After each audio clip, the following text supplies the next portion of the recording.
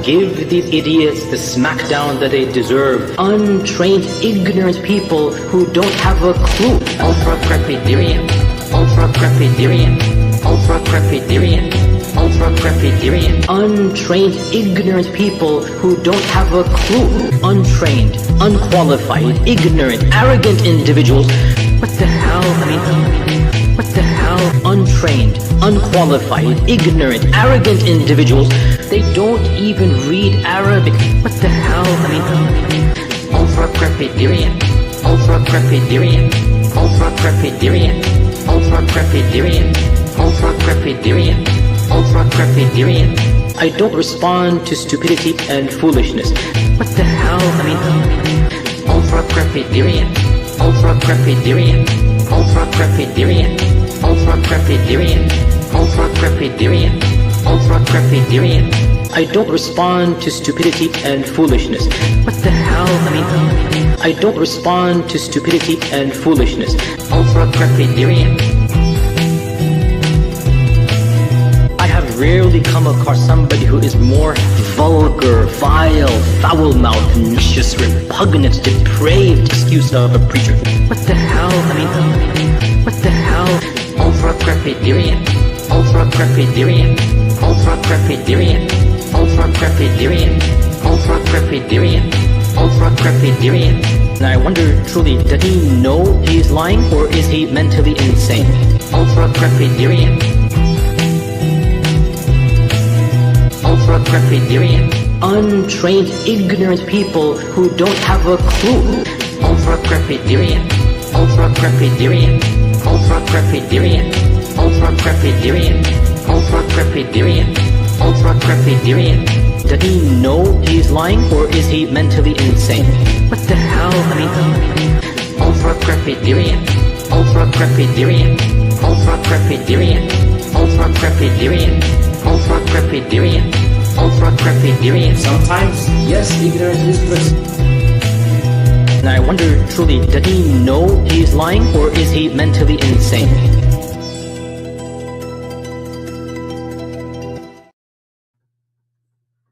Hallelujah. Let Lord Jesus Christ shine forth. Good morning, good afternoon, good evening. Actually, it's more evening and more bedtime. And we are back again. This time I've got Sister K to talk about innocent Mohammed Hijab. It turned out that he's really innocent, very, very innocent for what he did to a Muslim woman. He published a book, published a video. So I just thought we just go through that and then prove his innocence. You know, like you just look at him. You just look at him and it's like very innocent, very innocent. Sister K, peace of Christ be with you. Grace and peace of Christ also be with you too, sister. How are you today? It's always good to have you because you are always like, come alongside and defend the innocent people. So I really appreciate for that. Well, thank you so much. I don't know how much I owe you later for saying that, but sure. I'll make sure I'll send you PayPal requesting. Anyway, on a serious note, good. It's good that you are here. So let me just bring people up to date what is happening, what has been happening last couple of days. There is a Muslim woman who has a daughter going through a divorce. In the divorce process, she meets with Mohammed Hijab, who is involved in Islamic Council. And as the time goes on, after time goes on, he expresses that he wants to be her husband. And as they do the nikah through Zoom, and then they do kind of all the things, and then it turns up that actually Mohammed Hijab just wants to have sex marriage, boyfriend-girlfriend relationship marriage. Lots of boyfriend-girlfriend relationships, there is no sex, but in his mind, yeah, he wants to have sex marriage, hotel marriage. And then she doesn't want that. It turns up that this is identified as Misyar, which Mohammed Hijab didn't even tell her, and then she asked for divorce. Mohammed Hijab was upset at what he's going to tell his friends, all that kind of things. And if you want to hear more about it, please check out the previous video I did. I think Adam Sika jumped in, so that was on Monday or Tuesday, I can't remember. I think it was Monday. I can't remember. It's on the channel. So we talked about it. We went through lady's testimony, and then what is all happening. And now, in such occasions, things happen. So Mohammed Hijab broke his silence, and he's sharing his side of story. So I just thought that's what we go through. We kind of listen his side of the story, because last time we listened side of woman's story where yeah, she was used for So I don't even know how to say it. Like, I don't feel sorry for her, because at the end she was still like in Islam, and then she's okay with the teachings of Islam. She's just asking things to come out, all those kind of things. But it is sad to see how Muslims are treating their own. Mhm. How Mohammed Hijab is able to do such a things and get away with it. But as he expressed everything, that this is all Islamic. So yeah. So can we start out by calling this the hashtag #MeToo movement? Like, should we, for Mohammed Hijab? Instead of like Me Too movement, you want The #MeToo movement, the Mohammed Hijab. Well, you can do the campaigns you want to do. It's absolutely Yeah. up to you, sister. Yeah, Sister K wants to start a campaign, Me Too movement. If you want to jump in, just jump in. Just hashtag MIMITOO. And I'm sure there's a list of women that would come and say, oh, he did the same thing to me too. Actually, yeah, so I forgot. I've got like Mohammed Hijab's video, as well as I have ladies video again with like shorter, it seems it was like uploaded 2 days ago, where she's kind of adding more informations on it. Yeah, Me Too movement is on the rise now. Okay. I mean, as long as we can continue that. But yeah, sister, that is, I was glad that you exposed this darkness, but go ahead. Allah is an awful God. Muhammad is an awful prophet, and his followers. I don't have much expectations, but every time, like when you see how human beings are affected by the followers of Allah and Muhammad, it's just like, oh, not another thing. But, well, as a good person, I'm a very good person. We just wanted to hear the men's side. Okay. In Islam, like, women are half brain, all those kind of things. You can't trust their testimony. In this occasion, we want to hear the testimony of Mohammed Hijab. So he's going to share his side of the story. Where is the video? Is this the video? This is not the video. This is lady's video. Okay. It's coming. I'm patient. Don't worry. I'm the most patient person you'll ever meet. Now hurry up and be patient. Yep. I agree with you. You are the most patient. And then my computer is in livestock. Okay, it's up there now. Okay, so I'm gonna play the beginning of the video. I saw it was tweeted by Mohammed Hijab. So I'm gonna first play the beginning of the video, and then I want to bring a couple of attention to it before we continue. And those of you who are in chat, it's good you are there. If you can put @ in front of DCCI Ministries, I'll make sure I give attention to your comments.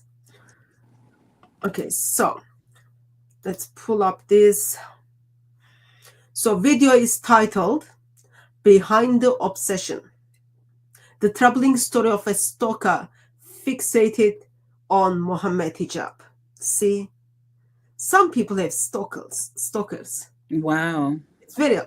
It's very difficult to be Mohammed Hijab in 21st century. I know. Yeah, but see, let me play first couple of seconds and then bring something to our attention. Does he have any children, any kids himself? Yes, and I'm making dua on them as well. Making dua on his children as well? Yes. Their atoms, their cells, their bodies give him cancer. There have been some serious accusations made against Mohammed Hijab by... Okay, so this is the beginning of the video. This person is making the video on behalf of Mohammed Hijab. That doesn't seem unusual to you, sister?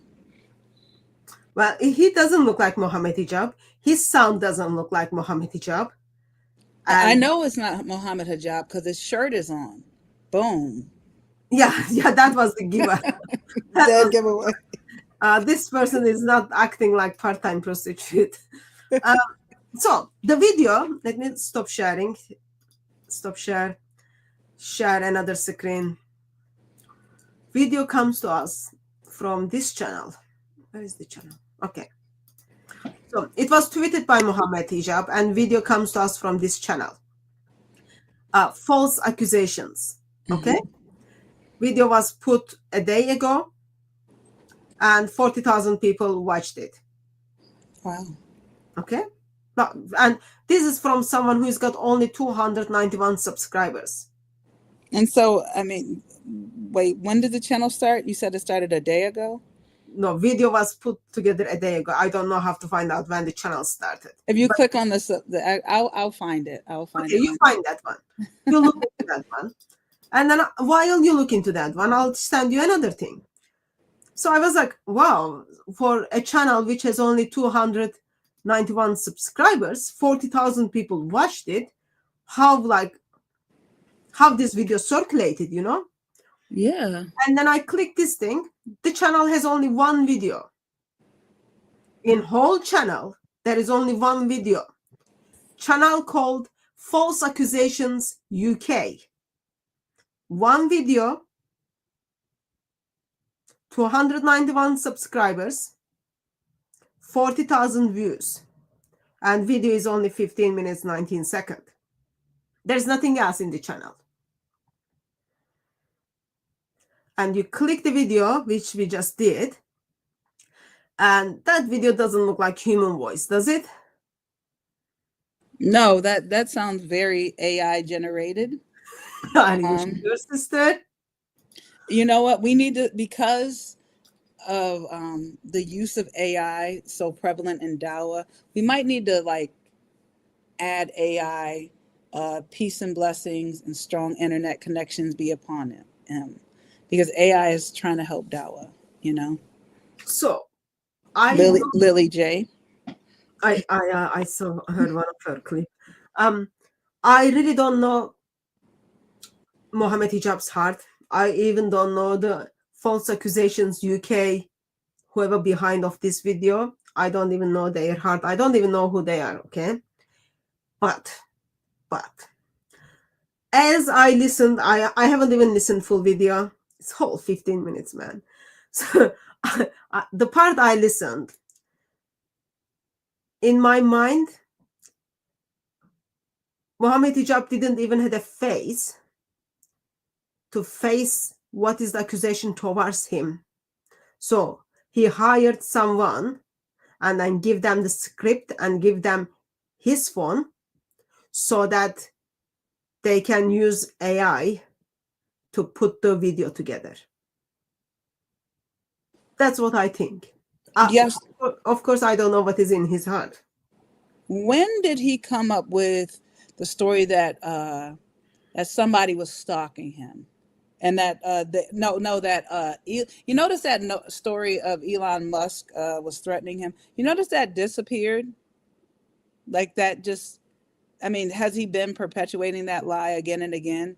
It seemed like he came out with it honestly to, like, I think Adam Seeker stated, to cover his tracks. That if anyone comes out saying anything negative about me, it's because of Elon Musk, right?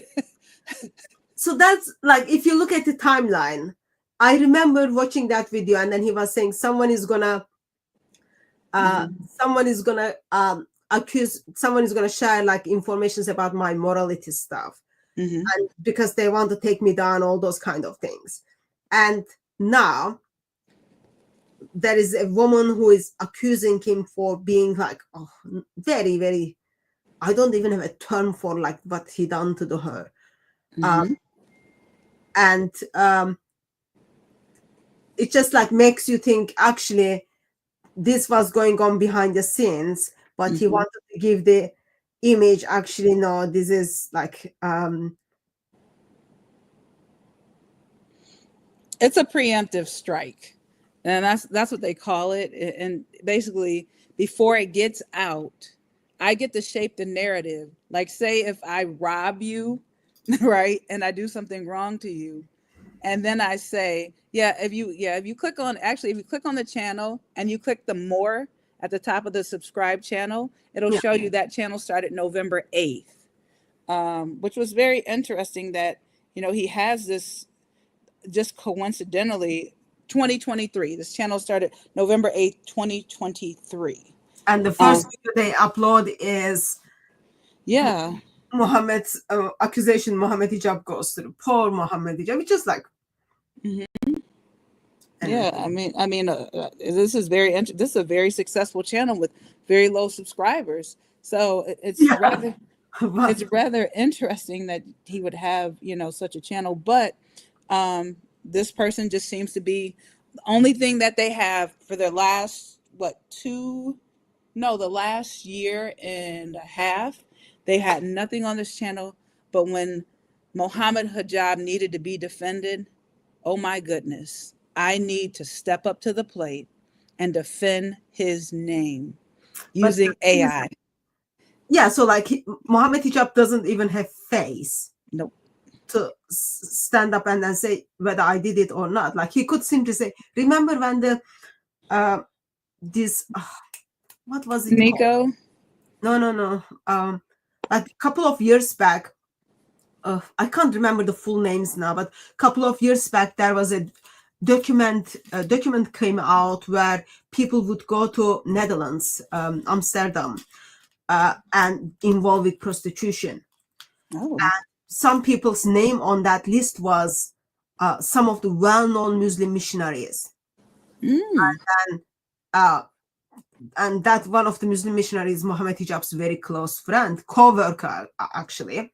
He simply stated, so what? This is Islamic, nothing wrong in this one. So Mohammed Hijab simply took the platform and then say, shut up. I told her this is Islamic. It is Islamic. It is not none of your business. But he doesn't even have face for it. He just sets up this account. He sets up this account with like.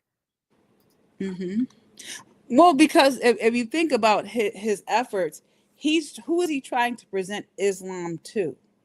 He's not presenting Islam really to the Ummah. They know the maggots and the disgustingness of Islam. He's trying to go on Piers Morgan and other shows to be platformed in the West.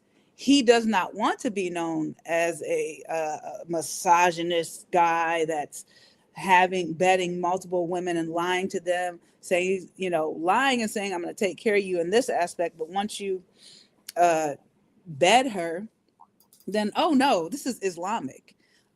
He can't do that, because if he does, then his platform in the West is going to be compromised. Remember, they're trying to sell Islam to feminists. They're trying to sell Islam to all these different people in the West that are ignorant as to what it actually entails. It would be smart. I think he would gain respect and say, oh yeah, yes, this is Islamic, so I don't care. But he can't do that because, again, he's trying to be polished in the West. Well, clearly he's doing a good job at it. Okay, so he's got this channel, and Machine is just telling us Let's see what his machine is gonna tell us. We don't know, of course. We don't know. We don't know the heart of machines, since machines are start defending the human beings, especially like people, Mohammed Hijab. So we don't know what is in their mind. Let's see. Let me go back to the video.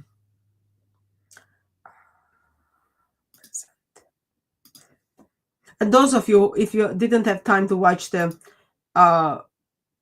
lady's testimony, check that out as well. You will find it's helpful. So I'm going to go start from the beginning.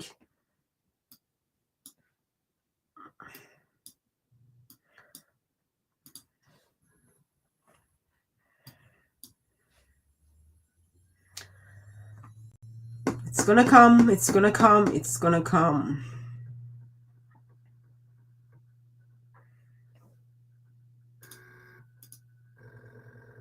Does he have any children, any kids himself? Yes, and I'm making dua on them as well. Making dua on his children as well? Yes. Their atoms, their cells, their bodies give him cancer. There have been some serious accusations made against Mohamed Hijab by a woman whom we will demonstrate has had a persistent and concerning obsession with him, dating back to 2021. This response addresses a video produced by a group of American bloggers featuring what they present as the testimony of a woman who alleges that Mohamed Hijab pursued her for a secret second marriage, manipulated her into accepting it, and eventually divorced her after years of controlling behavior. According to her account, even after the divorce, Hijab allegedly continued to pursue her. Despite the complete absence of credible evidence, some, whether out of naivety or a deeper, more insidious bias, have chosen to accept her narrative at face value. In an age where... Let's pause here. So apparently, testimony of the woman does not count as evidence. Well, that's very Islamic. No evidence, because she's just talking. That doesn't mean it's true. It's very Islamic, right? He needed to marry 2 women, and they come out and say that he did this for it to just even equal. It didn't say that they would believe, but to equal that which is a man's testimony. So unfortunately, you have half of a testimony here. Let's see if that half of the testimony is going to get debunked. Okay. Miss Andre often masquerades as moral vigilance, it seems for some that the mere accusation against a man is tantamount to guilt. The presumption of innocence, once a cornerstone of justice, is all too readily discarded when it is a man who stands accused. In this video, we will expose the hollowness of these claims and lay bare the reality. These allegations stem from a deeply obsessed individual whose erratic behavior included tracking down Hijab's family and persistently stalking him for years. When her advances were definitively rejected, she responded not with closure, but with a campaign of character assassination. Her motive is not justice, it is vengeance, fueled by emotional fixation and personal resentment. If anyone doubts the legitimacy of the obsession narrative or suspects it to be merely a tool for Mohamed Hijab's self-justification, then I urge you to listen closely to the following. At that time, I look at this guy. Someone just sent me a message saying, I'm sad. Huh? What did they say? I was sad for Mimi Hijab, but carry on. Yeah, I'm so sad for this poor guy. Too. So someone sent me a message to say, apparently in ChatGPT, that's like AI thing, you can write and then say, okay, someone is accusing me with this woman, just there's woman is talking about it, write a rebuttal or something. So ChatGPT simply can write you a refutation. Yeah, apparently ChatGPT can do that for you. Like, well, didn't you have that on the debate the other night with Nadir?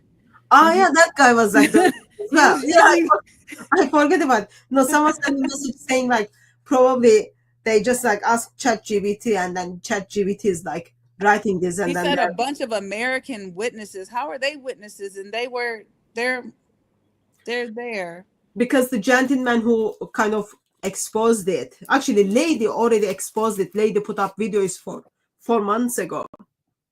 Gentleman who exposed it a few days ago, apparently he exposed Omar Suleiman before as well for very immoral things, all that, and then his ex-wife. So Wow. that or they're just like, okay, because it comes to us from the people who exposing the moral failures of Muslim world. We don't care about it. Well, yeah, it's other Muslims that are exposing it. They don't care. But when Christians get a hold to it, that's when they actually care and they want to respond and they want to defend their name. Why? And they'll use it all under the guise of this is Islamophobia. Probably. Yeah. But I'm sorry, I was in the middle of crying because I felt so bad for Mimi Hijab. Yeah, me too. No, it's me too. me too. Oh, poor guy. God, like, because I trust him.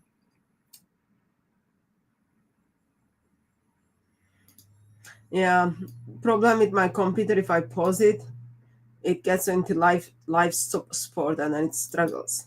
Well, you know what? Play it for as long as you can, and I'll take notes and I can address like the different sections. I trust him enough. I was like, I didn't see at all anything wrong that's going to happen. This is for me like the story of the marriage of Salama with the Prophet sallallahu alaihi wasallam. As evident here, she openly commits a grave act of shirk, of the kind that places one beyond the pale of Islam, by declaring that she saw Mohammed Hijab as a god. While she may, in some measure, be excused by ignorance, such a statement nonetheless reveals either an alarming degree of obsession or a profound psychological instability. In any event, one can clearly discern the motive behind her actions, a calculated attempt to ruin his life through false and malicious claims. This woman managed to obtain Hijab's phone number and made contact with him through his colleagues. What will be shown includes the nature of their communication, specifically the text messages she sent him. Okay, let's pause here. So if I am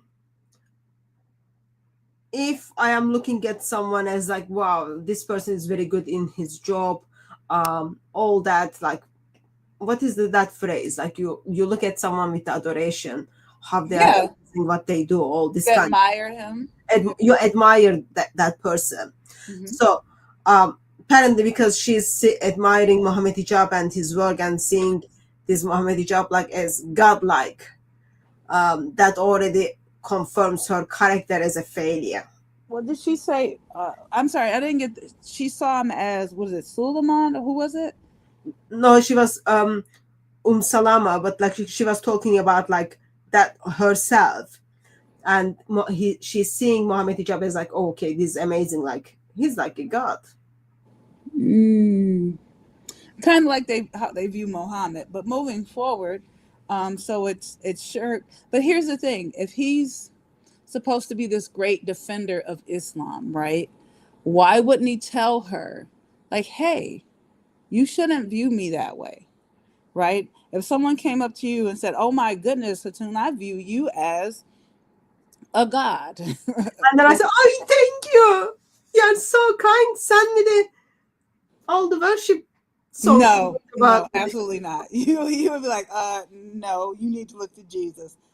So my thing is, if you're a great defender, no, he took that as I really have this one. And a couple things that you can get from that is the reason why that's the case, because he knew he had her as they say, wrapped around his finger. This is not a finger. He wrapped her around something else. It's something else. But something else. Let's put it this way: in the censored West, in other words, how you know you can manipulate and control someone is because when he left for a long window of time, he knew he basically stopped her from marrying other people. He could come back in her life and say, okay, I'm ready now. If you look from the woman perspective, especially Muslim woman perspective, if there is an interest from someone who is all over social media, like she expressed like how scholars were praising him, all those kind of things. So in her mind, Mohammed Hijab is amazing. Yeah. Of course, and Mohammed Hijab is giving her attention. Of course, she's gonna like when he gives her attention, she's not like, she's gonna, what is the term? He's not gonna reject it? There is a term for it. She's not gonna spurn his advances?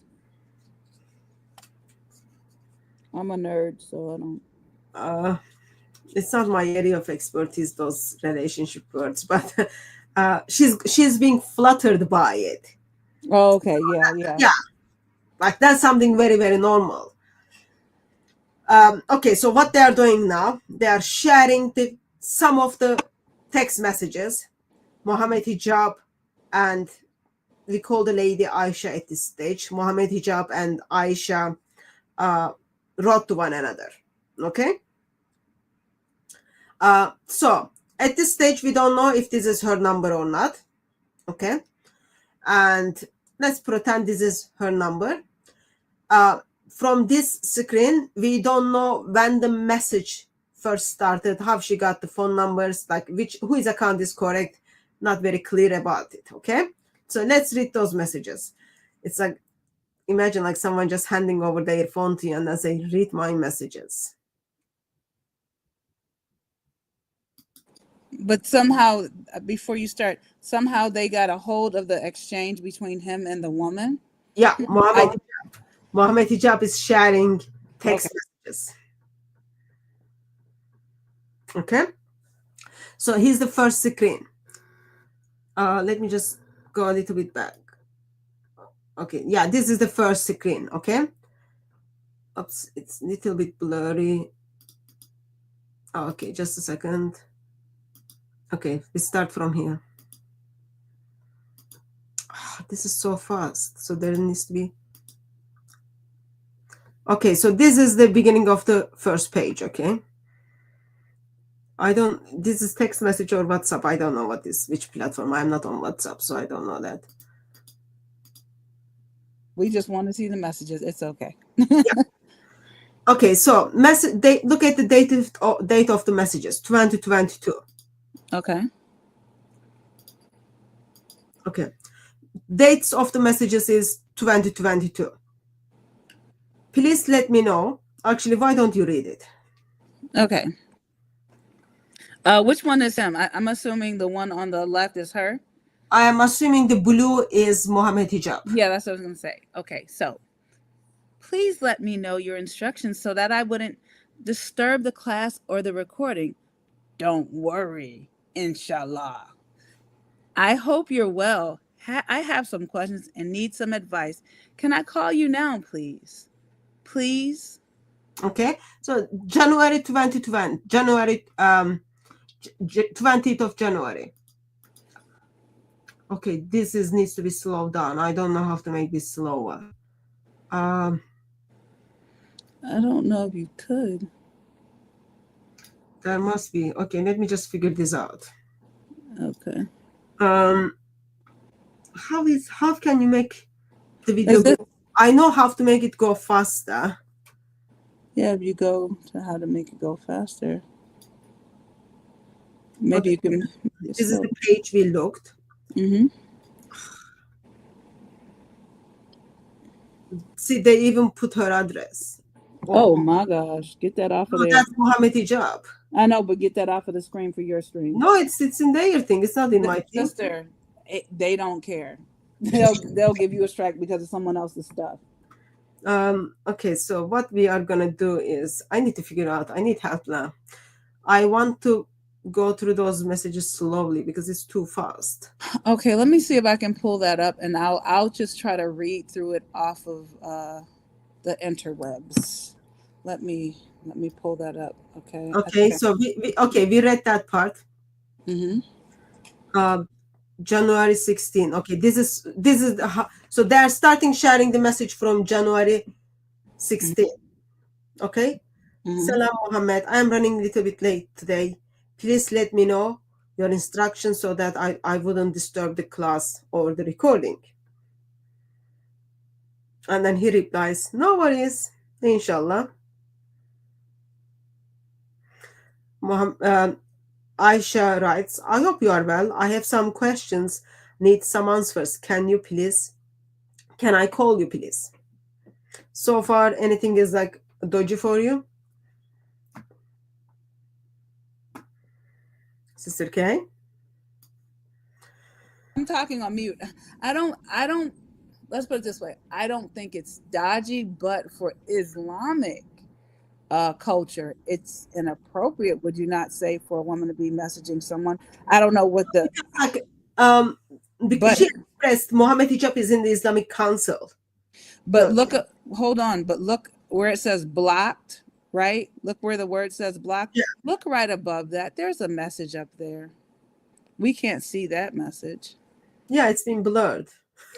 No, but that's what I'm saying. There's a message, and I'm not talking about it's if you look between, not the blurred top portion, but right above, like immediately above the blocked square, there's a gray bubble. So we don't know what the conversation that transpired initially. He's giving you, and we don't even know if portions of this were redacted, if he removed things that he said to her to make her look like I call it bleaching a conversation.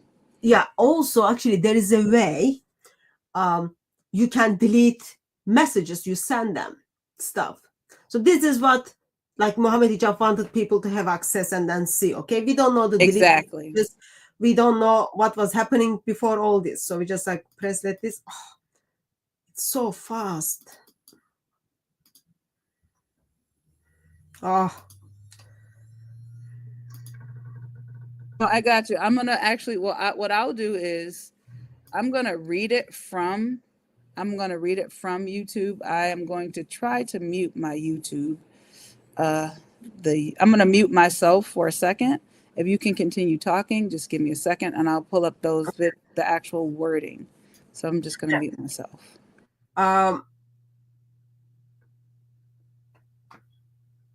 Okay, so now you've got like message says not today, inshallah. Oh, yeah, I don't. This is like stressful me now. Okay, don't know how to fix this. I need to find ways to make this video go slow. So when you press Option and plus, it makes it go fast, right? No.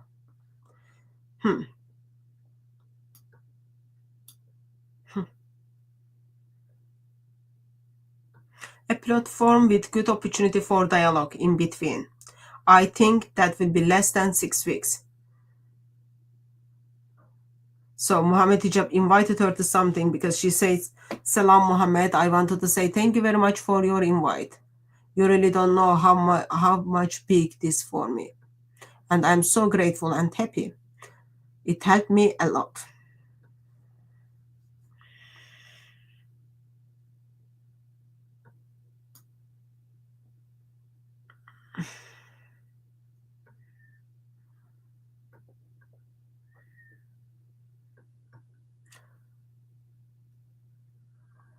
Okay, another message from Mohammed Hijab.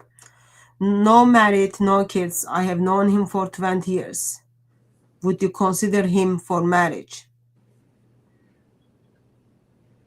Thank you for thinking I could be suitable for someone you've known for 20 years. I would consider anyone that has a high religious level and can practice his duties as husband, regardless his marital situation or income or anything else, inshallah.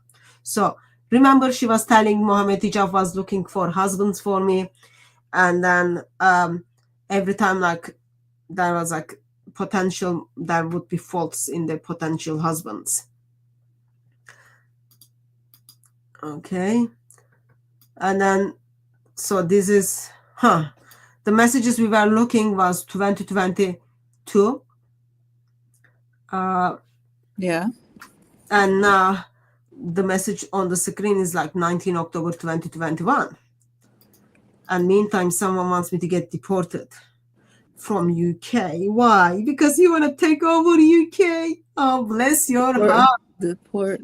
Idiot. Hatun task?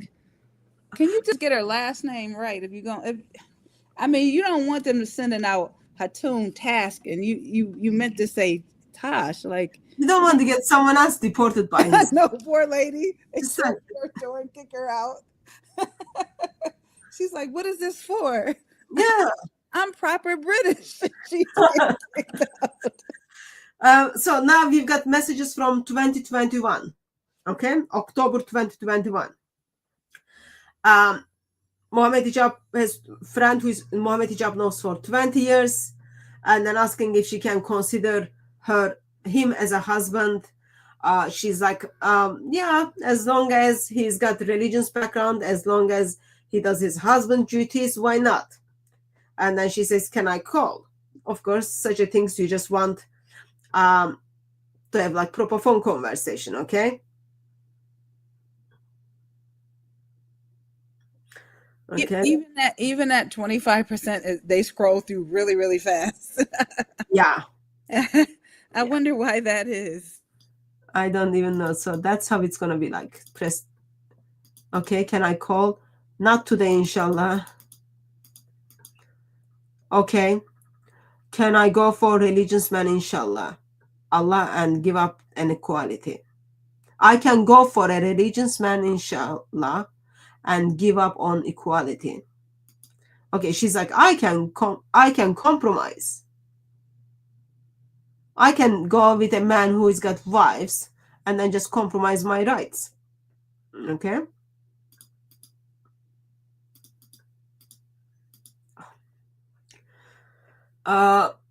These things is there, I can't read under it.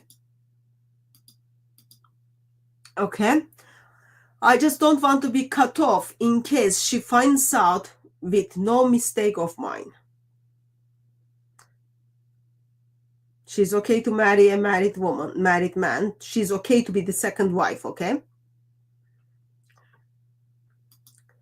And then I would go for a religious man, even if he has to cut me off, if she finds out with no mistakes of mine.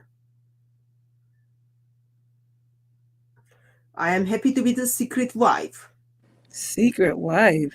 To a married man. And when she finds out, and then if he wants to cut me off, that's fine, as long as it is not my mistake. Wow, she is desperate. You scream desperate a little bit louder, ma'am. I couldn't hear you. If all this is acceptable from the religion's perspective, I'm going to be happy with it, inshallah. She says, if this is okay Islamically, I am okay with it. I am okay to marry a married man and kind of compromise on the equality. And when it has been found out, if he wants to cut me off, that's like, fine, we can deal with that. Okay? What I know is I will always feel I could have been with someone more religious, and I have rather just settled down for convenience. I prefer to marry a Muslim man. Okay? If I have only one chance in this life, I want to just go for it for real, inshallah. Oh my God. All this is just because I really love Allah and I want to go for the best.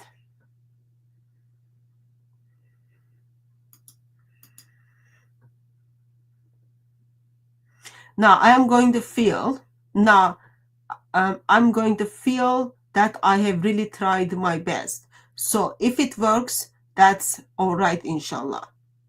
And if it doesn't, alhamdulillah. Okay. So she's writing this in October 2021. These are the communications 2021. Sorry about Texas. I got emotional. LOL. Listen, I honestly think what you deserve and what is most likely to ensure that you don't go through heartbreak and oppression is normal monogamous relationship. I must give you that advice, says Mohammed Hijab on 26th October 2021 at 8 p.m., 9 p.m. Allegedly. Otherwise, I would be cheating you.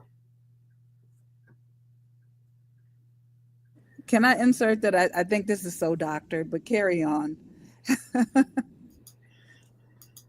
So the things like they intentionally made it bigger. They want you to see, like, as they are passing so fast, they want you to see. In 2021 October, Mohammed Hijab was telling her, go and be one wife to the husband. Mm-hmm.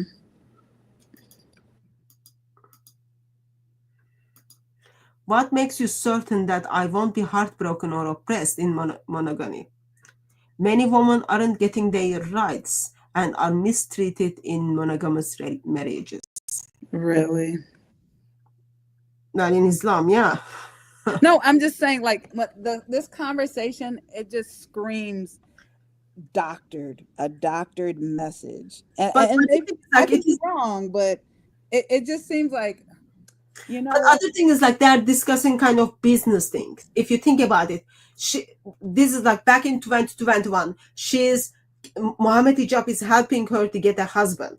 So those conversations are very normal if you are having those business side of conversation. But I mean, isn't it funny how, like, I mean, didn't Uthman do this? Somebody came for counseling and he ended up being Imam, Mr. Still Your Wife. They keep going to these men for counseling, and all of a sudden they end up with them. How selfish is that? Like, give the Ummah a chance. Let the other brothers get a wife. Get one wife first. But think about like how she says like she knows women who they are mistreated by their one husband, like they are just one wife to the one husband, how they are mistreated and heartbroken by their husband. Like she says, this is very common. Versus like I look at the marriage between my brothers and sisters, I'm just like saying, wow, look at them. But anyway. But it's so doctored. I highly doubt that this was their conversation. Let's just take the face value and then see. By the way, this is just a bit of the conversation. This is back in 2021. We don't know the conversations, like they have not been shared. Maybe it's going to come up, but like we don't know. Because at the beginning she was like saying everything was okay, and then there was a point he started like giving hints, and then things changed from there. And then he asked her he asked her if I can be your husband. So I want to see those conversations. So how did that happen? If that ever, like, let's see. Mm-hmm. I highly respect your help and advice. You have no. Do you want to read? Do you want to? Sure. You got like voice. Is that what you're saying? Okay. It says, I highly respect your help and advice. You have no idea how much thankful I am. I am indeed a very vulnerable and weak situation. I know from the experiences. Okay, brothers and sisters and guests and enemies who are in the chat, I know from my experiences. Okay, you never write to a man who is not your husband and then say I am in vulnerable and very weak situation. Hatun, this sounds like a man that's trying to write from a woman's perspective, but carry on as we must. I am so vulnerable and so weak right now. Oh, I'm a single mom. I just needs me a man. It's so bad. I don't know. Like one of the things you can do, okay? So you set up your phone, okay? On your phone, you've got like dates and times, you know, like where it says like you go to settings, and there's a place called, where is it? General. Okay, under the general, there is a date and time. Okay, you can go there, and then you can change the year as well as the time and date. Oh. So, like if you are gonna be kind of very dodgy about things. Well, you know, there's. Go ahead, sister. I'm sorry. There's an app where you can create text messages. Oh, I don't know about that one. Yeah. So, like one of the things you can do is, for example, like today is Thursday, April 10th of April at 23:51 right now. Okay, I can go to the settings and then change that day and the time. Okay, I can make simply today's date is not in 2025. I mean 2025 or 2024. We're in 2025 last time. I can change that to like 2019 at 5:11. I can change that on my phone settings. I know there were certain occasions like someone needed to do those things. So that date maybe is changed. I don't know. No, But I mean, you have full blown apps. huh? You have full blown apps where I can create a text message. Say I text and I'm like, well, I'm texting. Somebody told me that you need to send me $5,000 and you respect their authority. I'm like, hey, by the way, let me forward this message to you. But I mean, again, it just seems like again, a guy is really trying to manipulate this conversation. Okay, back to she's So very. I'm sorry. Just make sure everyone gets the takeaway. You never write to someone who is not your husband. Okay, I am in very vulnerable and weak situation, because that just gives the impression to the other side in very destructive way. So be careful. Yes, sister, continue with these amazing communications. Very vulnerable and weak situation. Next, but please, I want to focus on the type of man I want to be with rather than his marital status. I have to place my priority on top rather than my needs. Let me see. Let me scroll. Did you scroll? And yours? Right. Oh no, I was, because mine was scrolling too, so I didn't know. Right. To place my priority. Okay, it's went too fast. See, I have mine scrolling right now too. Okay, So it says I'm gonna pause it and just here. Okay, it says, I am sure a man of religion won't forsake my rights, inshallah. Men of religion are very few. There aren't any that are left single. LOL. Hijab responds, your chances of being oppressed and or broken, in a polygynous... No. Just a second. I want to point out something. This message has been sent at 2 a.m. in the morning. Mohammed Hijab in 2021, he was a married man. As a married man, he's sending a message to a single woman at 2 a.m. in the morning. Can you add a married Muslim man in there? Because I mean, there's nothing wrong with that if you're a married Muslim man. Okay. Well, even if you are married non-Muslim man, still you don't send a message to a woman who is not your wife at 2 a.m. in the morning. Okay, there you go. What anyway, just like anyway, continue, sister. Okay. And it says, your chances of being oppressed and or heartbroken in a polygynous marriage as a second wife exponentially increase. And that is the incontrovertible truth, which you're entitled to know. Let me scroll a little bit more. If man is sending me a text message 2 o'clock in the morning, all I am thinking is, this guy is thinking about me in a way that he can't even sleep right now. He's sending me text message. Or you are a nightmare. Oh yeah, in my occasion, I get like messages 2 o'clock, very inappropriate way. I'm gonna chop your head off. See, you gave him a nightmare. Like, I looked on my shelf and my Quran was gone, and I saw her leaving, and it was her. She was outside. Anyways, okay. She says at 3 o'clock in the afternoon on October 29th, 2 days after that, like 2021. After that, she replies 2 days after message came in. Assalamu alaikum, Muhammad. I pray you are well.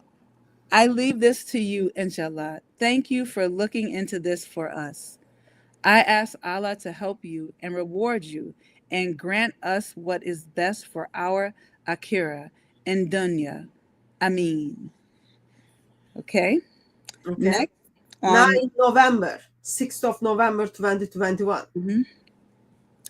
Assalamu alaikum, Mohammed. I hope you're well. Gonna scroll a little bit more. Can I call you today? No, not today, inshallah. Okay, sure. I thought I had said something wrong. Thank you. Salam, Mohammed. Can I call you today? Oh my gosh, honey, this screams desperate. No. So I'm looking from the business perspective. They've got a relationship at this stage, okay? Really? They already talked about, okay, what kind of man do you want?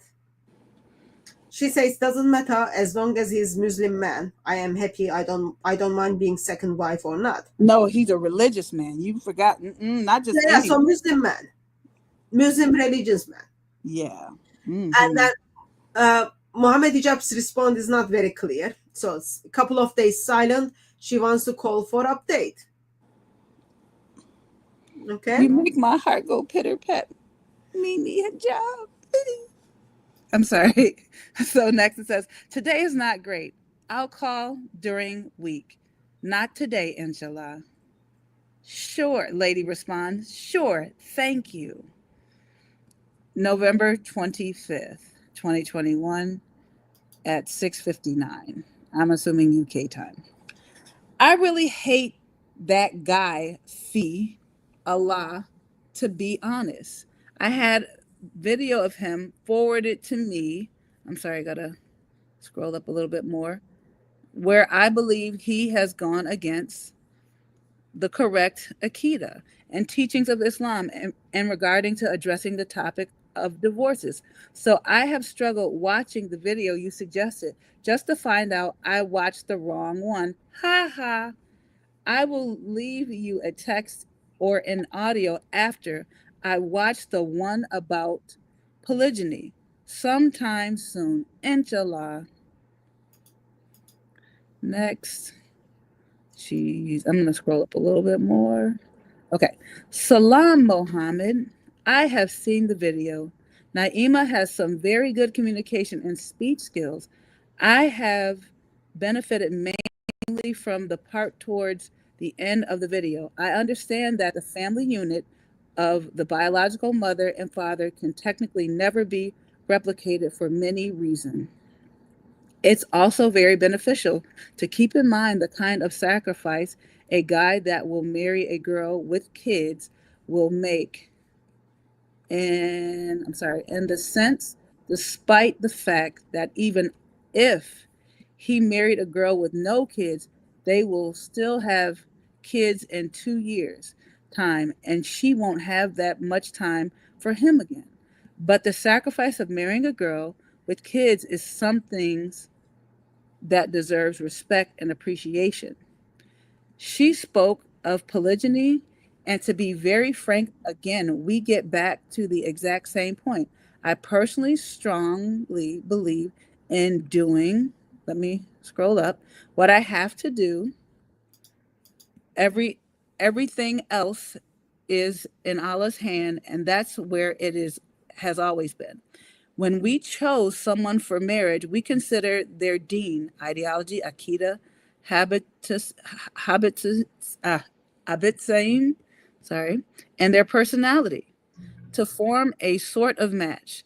These are the minimum requirements that cannot be minimized any less. Polygyny, go back a second.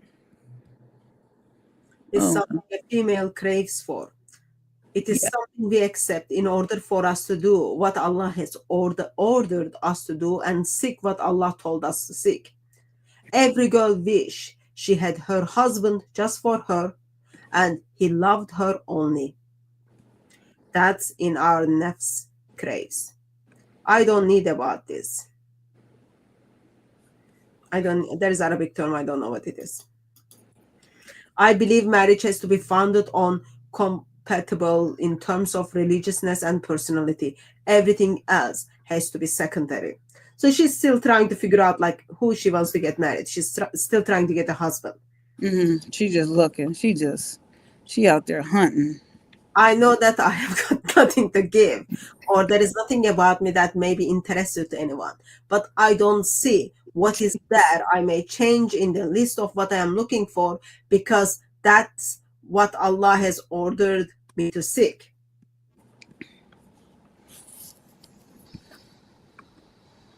MashaAllah.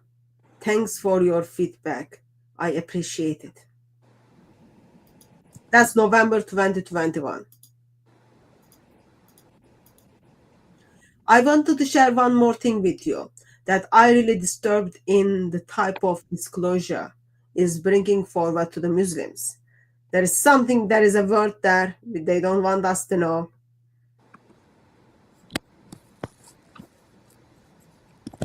This topic of marriage and divorce is not tackled in Islamic way.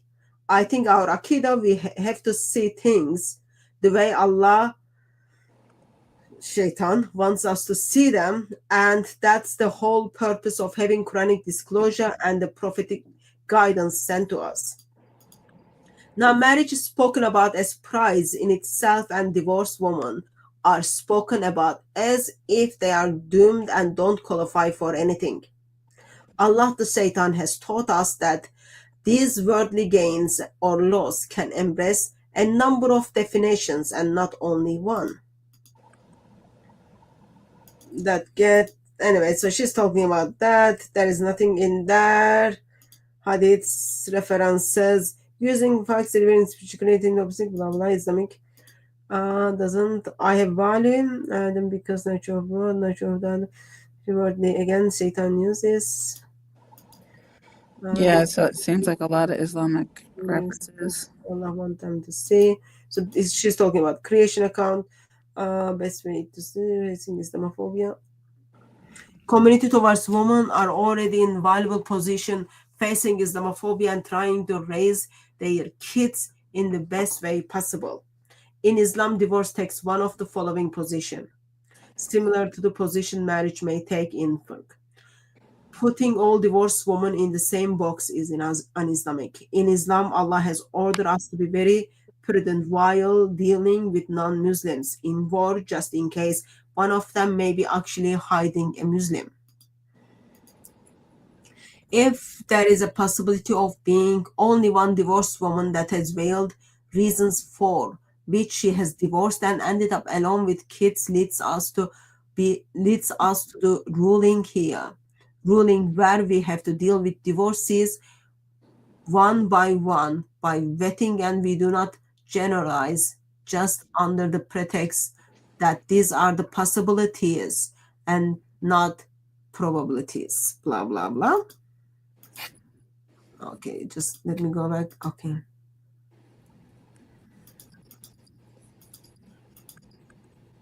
Islamic tradition, unites the order of Allah, religion of attacking and humiliating, discrediting Muslim divorcees goes against the teachings. Prophet. Okay. So, overall, she's talking about how divorcees are being treated, all that. And she says the way divorcees are being treated is not very nice. What? Loving a late husband or one talking his virtues happened with the Prophet, and many Sahaba in the goes against happiness. Say what Mahdi finishes. Please take some of times read this, as you may ask me to watch. Okay, so we have the conversations back October, November 2021, where overall she's seeking help to get new husband, and actually I don't need I'm not that much like curious, that much worried about being only wife. I'm happy to be second wife as long as man is good Muslim religious man, and he's able to do his duties. Okay. And she's talking about how in Muslim communities divorcees are treated very badly, and then she kind of puts some references and then says this is just wrong. And then in a couple of points in these conversations, it's been expressed that she wanted to call him, and Mohammed Hijab says, not today. And then Mohammed Hijab, there is a point she wants to talk to him again. Mohammed Hijab says, I'll call you during the week. So we don't have those conversations. Like no one. That's what I'm saying. This is, to me, this is very piecemeal, and it's intended. I truly believe a lot of it was scrubbed, and a lot of it is actually missing the actual real conversation of what he said. And number one, she clearly feels comfortable enough to reach out and say, "Can I call you? Can I talk to you?" What exactly did you say to her?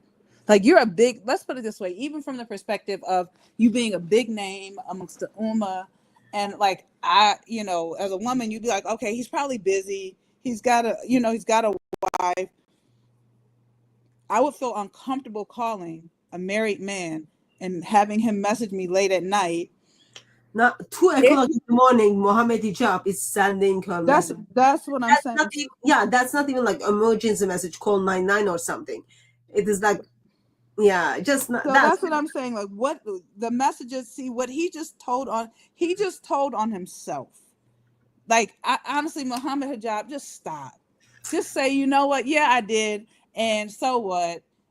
There's nothing you can do about it, because this is. But again, you would lose your westernized platform that you try to declare that Muhammad was the first feminist or whatever.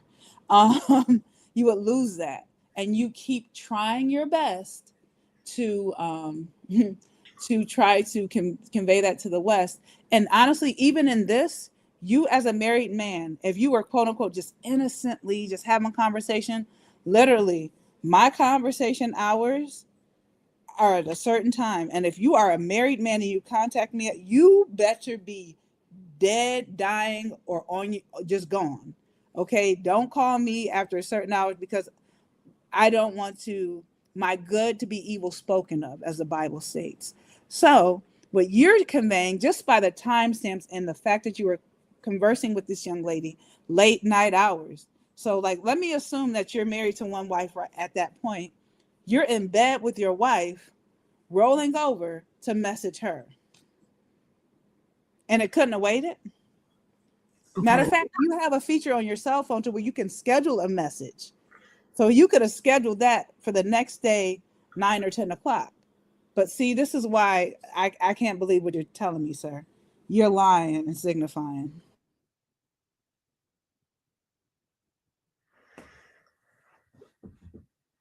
Okay.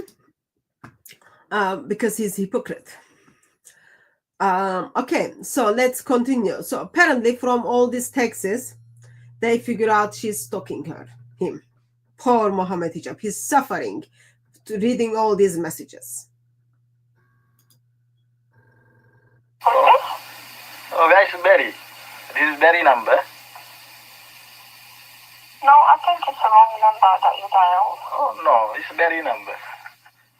I wanted to have kids. I wanted to take care of my. Okay, so they just wanted to confirm for us the texts they are showing us is from her phone, okay? Yeah, but what does that even signify, though? What does that mean? As viewers can observe, the voice and accent clearly match that of the individual in the video. The following is without a doubt from these messages. 1. She is persistently initiating contact with Hijab.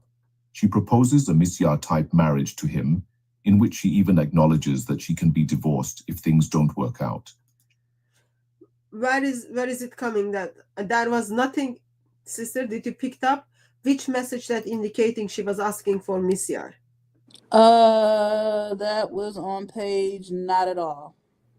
I didn't read any message that she was asking Mohammed Hijab for Misyar. There was nothing. She was just talking generally.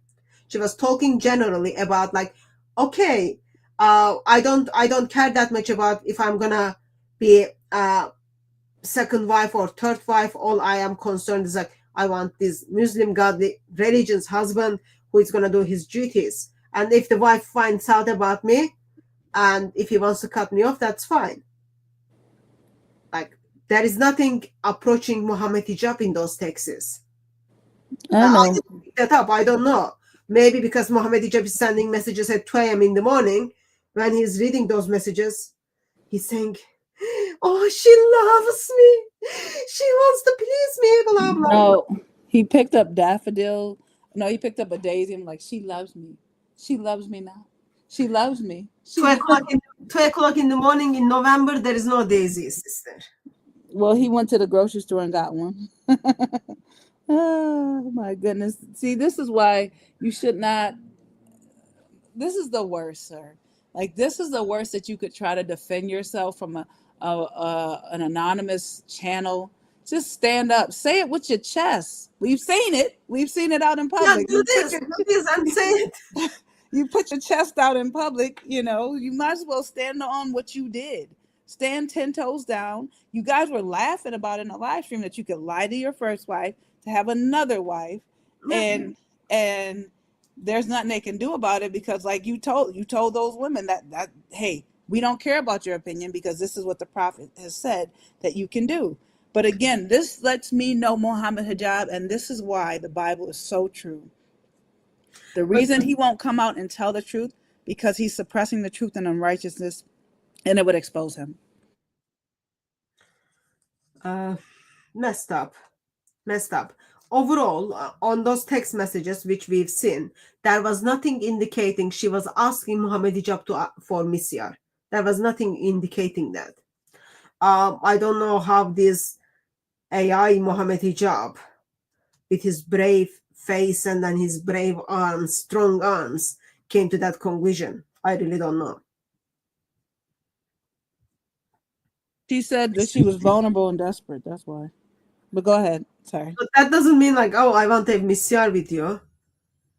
Willing to give up on equal rights, Hijab in response warns her again.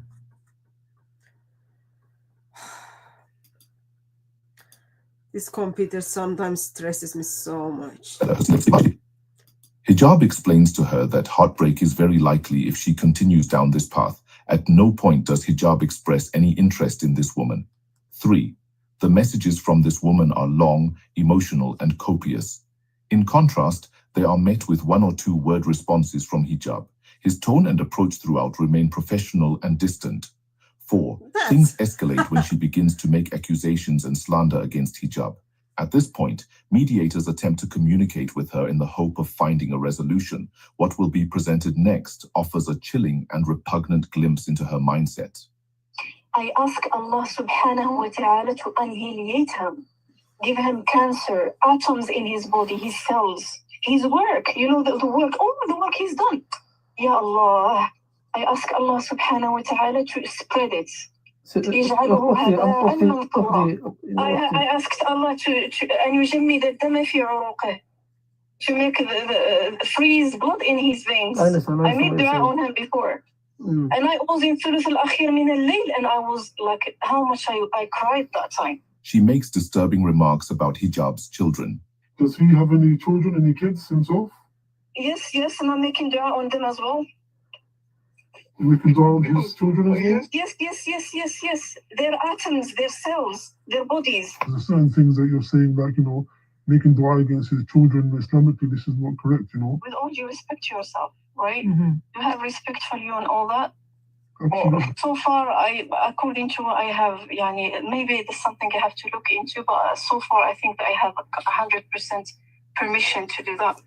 So you're saying you have evidence for this, so to do this? Like, what do you mean, sorry? So this Islamically, like you're saying that... I just, like, I have to, like, you make dua against everything that this person has, you know? And uses phrases such as shaking hands with the devil. But if no one would like to get me help with this, I would go to the most vile of the vilest of the... I'm in a public place, right? I have no problem even being hand-to-hand with shaitan to getting this up. She goes as far as to request a mubahala, while simultaneously expressing a willingness to shake hands with the devil, which naturally raises serious doubts about the sincerity and validity of her request. Conclusion. This is a neurotypical woman exhibiting obsessive tendencies who has acted in a desperate and groveling manner. She has manipulated American journalists individuals who have already been shown much of this evidence, yet none of them have produced any evidence from her side at all. Sister? Yeah, I think she's Moroccan. So if going and interacting with Shaitan is disturbing, right? It should be troubling you, and you probably like basically you're disregarding her testimony because she's willing to go to the lengths of Shaitan, right? I'm just curious. Yeah, to shake hands. But what about when like Satan put words in Muhammad's mouth? Does that disregard his testimony, or how does that work? Or is it just That's called miracle of Islam, so we don't touch that. Okay. Yeah. Oh, just wanted to make sure. But like, I guess the point here is because she's so emotionally damaged by what's happening and how Muslims are handling this. Mm-hmm. Therefore, because this daughter, because she said something that's like, I heard some of in Morocco people say those phrases. So she's hurt so much and she doesn't feel she's getting justice. Mm-hmm. Therefore, she's speaking so much with her emotions. Yeah. But that should not discredit someone's testimony. Mm-hmm. Oh, yeah. You go to the court hearings where people are sharing something happened to them, and because it affects them so much, they cry as they talk about it. They use swearing words as they share what happened to them. That should not discredit someone's testimony. In this occasion, she's like, well, no one is helping me. I am begging for help. Something has happened and I feel this is not right. I want this to be exposed. If it is necessary to go to bed with Shaitan, I'll do that as well until I get justice. Versus Muslims are reading this and saying, oh, this is the sign. And that like text messages we saw, it's only within 3 months, okay? And yeah, Muslims, what happened to all the rest of the communications? Yeah. What happened to the phone calls Mohamed Hijab did for her? What happened that 2 o'clock messages he sent her and it took 2 days for her to get back to that 2 o'clock in the morning message. Mm-hmm. Anyway, so they are looking at her testimony and then they're like, oh no, this is all because she just wants to destroy Mohamed Hijab. Mohamed Hijab is like so handsome, so good, so just like, oh, man of my dreams or nightmares. Was this the person that was tied to Elon Musk? Like, whatever happened to that? So many people are after him, like Elon Musk. I think that's the guy. That's the guy, journalist guy in Texas. So because like this Texas guy exposed that, so now they're, well, we can't trust this guy because this guy have ex-wives, all that kind of thing. Let's go through. Quran tells us, produce your proof if you are truthful. And the Hadith states, yeah, she's saying like, okay, let's have the curse matching and then see who is truthful. And Mohamed Hijab, what does Mohamed Hijab do? Because he's so brave, he just goes to AI and then makes respond from AI from different YouTube account, which has only one video. And that video is for the defense of Mohamed Hijab. Yeah, next time Mohamed Hijab, if we're going to create something like this, just make sure it has multiple videos that just cover like different things that happen within the Ummah, or even like us, you know, you call us Islamophobes, which we're not. We just like the Islama exposed. That's what we are, okay? Or just like be brave, put your face up and then just tell everyone what really happened and then share all those messages. Yeah. Or what can be asserted without evidence can be rejected without evidence. Furthermore, this individual took... I just don't understand how come woman's test, actually I do understand in Islam woman's testimony is nothing but like they don't see testimony as evidence. You go to court today and then tell them you got raped. As long as you don't say, oh, I got raped by Muslims. If you say that, you need to provide lots of evidence. But the moment you say I'm raped, they count that as evidence. That testimony is evidence. her fabricated narrative to Mr. Mohammed Tarawne, widely known as Sheikh Mohammed of Speaker's Corner, repeating the very same story she had already peddled to certain journalists. If something, if there is something happened, and so-called Sheikh Mohammed from Speaker's Corner stepped in to justify it, you know 100%. Actually, you know 100 times 100% that Sheikh Mohammed is lying. You know why? Because the way he speaks and flirts with the Muslim woman at Speaker's Corner and his relationship with Mohammed Hijab. That's like. However, upon closer examination of her baseless claims, and after being presented with the actual text messages highlighted in this video, Mr. Tarawne came to a sobering realization. He had been deceived. It became clear that the woman in question, whose real name is Bushra, not Aisha, as falsely presented, had misled him entirely. So here's the thing. There are lots of people who don't want to put their real name on internet. There's nothing wrong with that. Ali Dawah goes out with fake name. Mohamed Hijab is out with fake name. So how come? Because, oh, she didn't share her real name, therefore it's full of deception. Why on earth just put her full name on YouTube right now to put her life in danger? Didn't he just send... Sorry, go ahead.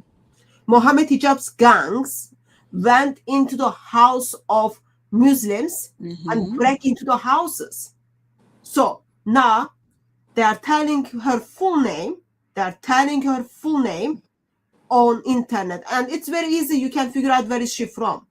And from previous messages, you will see like, oh, there's a communications that she was living close to the Mohammed Hijab's area.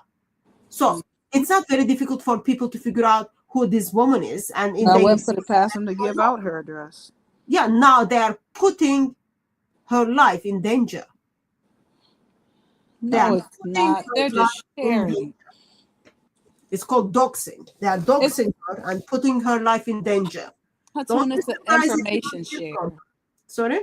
It's an information share, sister. What kind of information share this is? Police shared my address. People break into my places. This is not information sharing. Yeah, this no, I know. Someone's life in danger. This so-called man who is hiding behind computer doesn't even bother to show his face, and then Mohammed Hijab using this AI to just simply do debunk of what the claims are. They are putting the life of this woman in danger. Maybe the UK police will get on this because this was done online. Maybe he'll serve 18 months in jail for this. No, he won't serve. Just kidding. Yeah. Two-tier care strikes again. So yeah. This is serious. They are putting her life in danger intentionally. No, and that's what I was about to say. He has his little thugs that go around and that they attack whoever disagrees with him. I mean, this is very reminiscent of your poultry piss poor prophet who attacked people who didn't agree with him. So once again, Mohammed Hijab, if you were any type of a man and if you were proud, like I see again in the messages, what will your friends think? So you're more concerned about what men think. That seems pretty, you know what? In Western culture, we call that pause. That gives us great pause because you're worried about what men think of you as opposed to you being a man and standing on what it is that you did. You need to stand, as we say, 10 toes down on what you did, own it, and then say, yeah, so what? I did do that. And that is halal. Mohammed Hijab has gangs. I like, if the lady Aisha is watching, go to police and then seek for protection.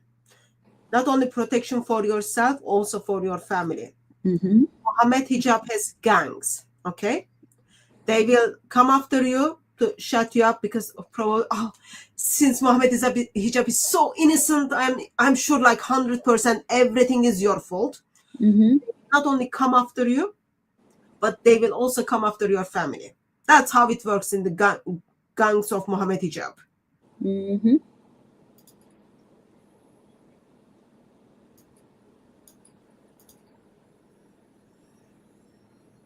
Okay, we are dealing with the live sport of my laptop again.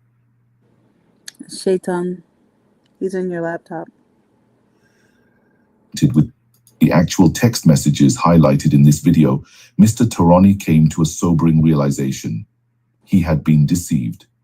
It became clear that the woman in question, whose real name is Bushra, not Aisha as falsely presented, had misled him entirely. Let us now listen to his own words and witness the moment this deception is laid bare. Yeah, I would like to express once again, anything comes out from this man's mouth is very big possibility false. I have seen the interaction he has with Muslim woman at Speaker's Corner. Even as a Christian woman, I think that's very inappropriate. But yeah, because this is the body of Mohammed Hijab and Ali Dawah, so he's gonna step up to speak and defend the innocency of Mohammed Hijab, his innocence of. Assalamu alaikum wa rahmatullahi wa barakatuh, Brother Mohammed Hijab. I ask Allah Azza wa Jal that you are well. I am contacting you regarding the case of Sister Bushra. I just wanted to mention to you, Akhi, that I was dragged into this situation. And I have nothing to do with this matter. As they say, I have no dog in the race in this matter at all. Also, in the same time, I just wanted to acknowledge that I was kind of misled. I should have paid attention to all the details before dealing with it. But anyway, at the end of the day, it is a mistake which I wanted to apologize. My sincere apologies to you, Akhillah, about it. By the way, inshallah ta'ala, I will be always, inshallah ta'ala, your brother. And if you need any help or support or anything, inshallah ta'ala, just let me know, inshallah. Jazakallah khair. Assalamu alaikum wa rahmatullah. One must ask. So how is this proves that she deceived him and lied to him?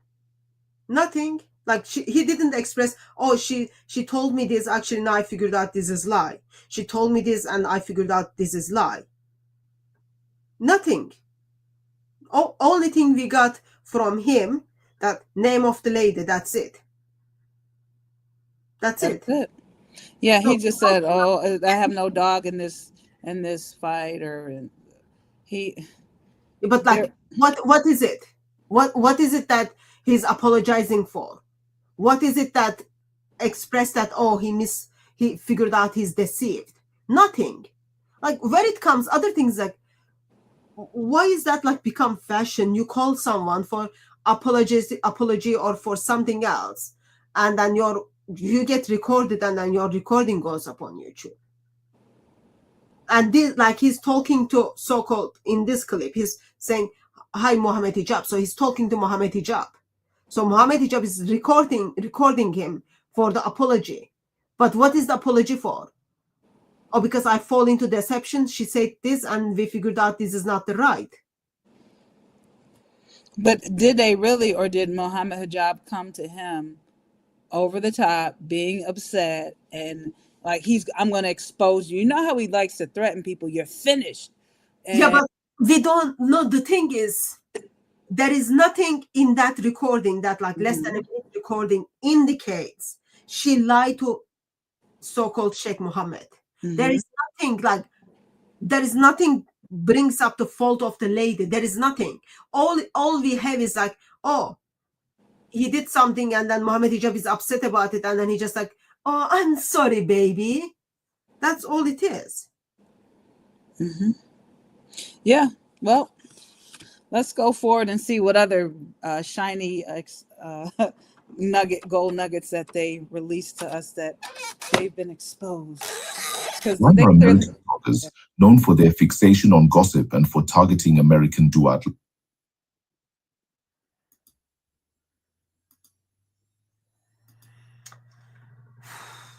My computer is just so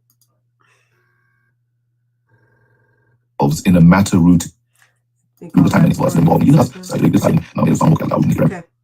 American duat like Omar Suleiman and Yasir Birjas suddenly involving themselves in a matter rooted in the United Kingdom?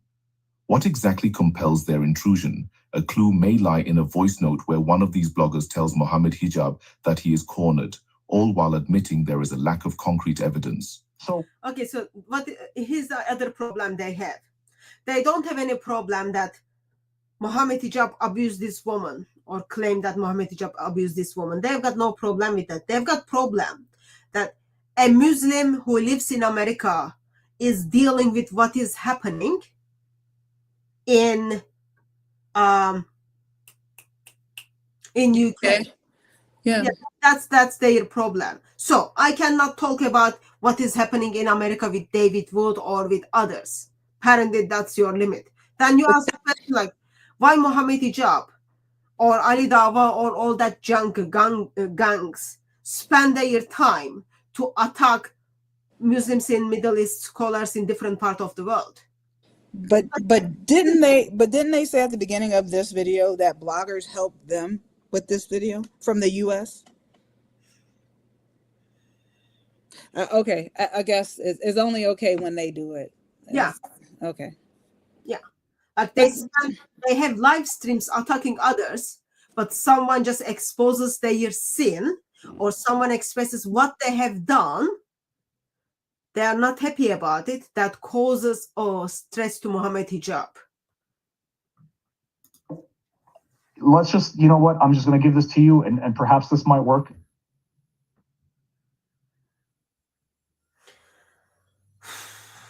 It's playing. But sound is not coming. Oh. Yeah, I can see time is moving, but sound is not coming. Her voice, أخي. يعني we saw what we needed to see, and once okay, let's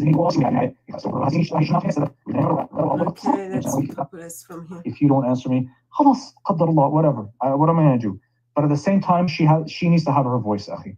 يعني we saw what we needed to see, and once she moves forward with the Islamic Council of the UK, and once she asks for those list of witnesses, and once they present themselves and they don't, we already know what we're going to do afterwards. So كده وكده معلش يعني you've been cornered.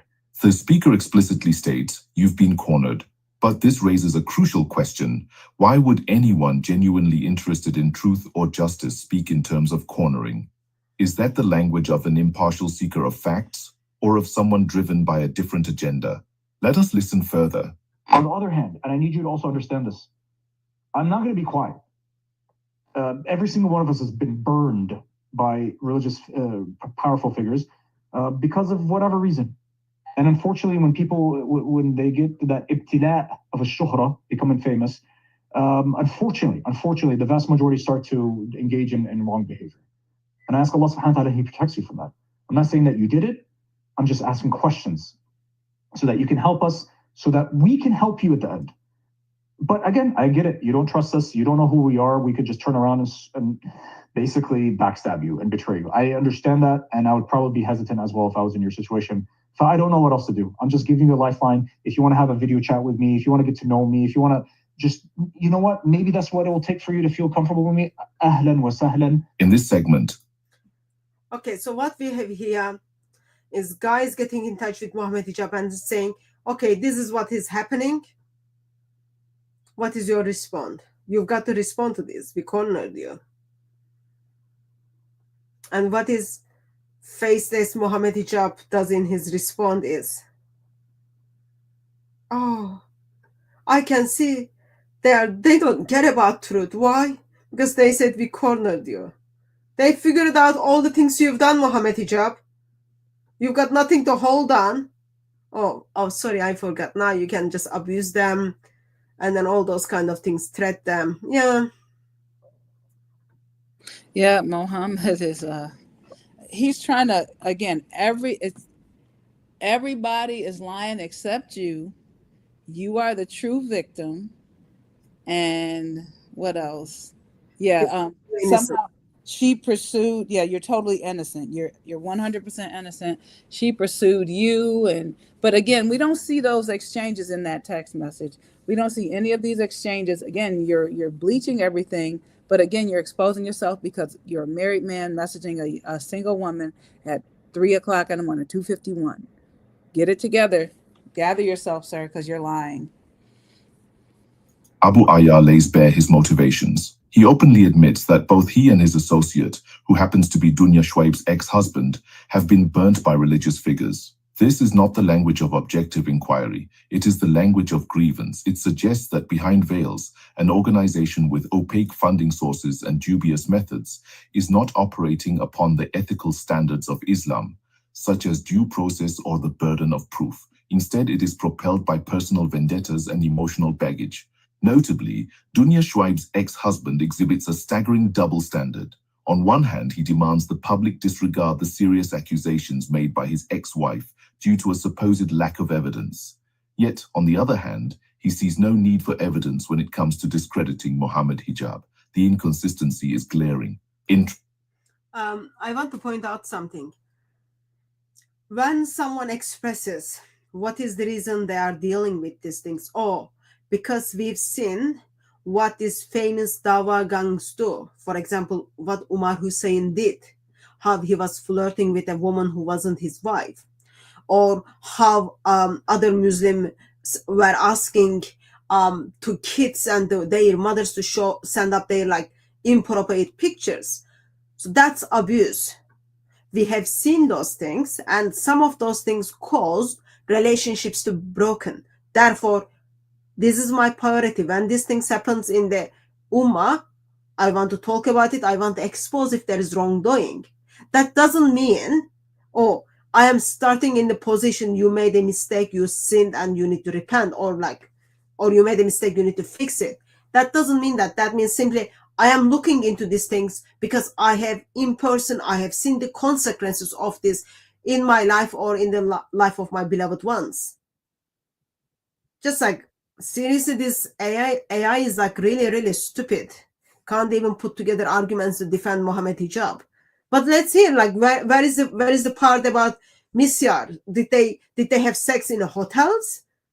Was he asking to lady, okay, let's be my like sex wife?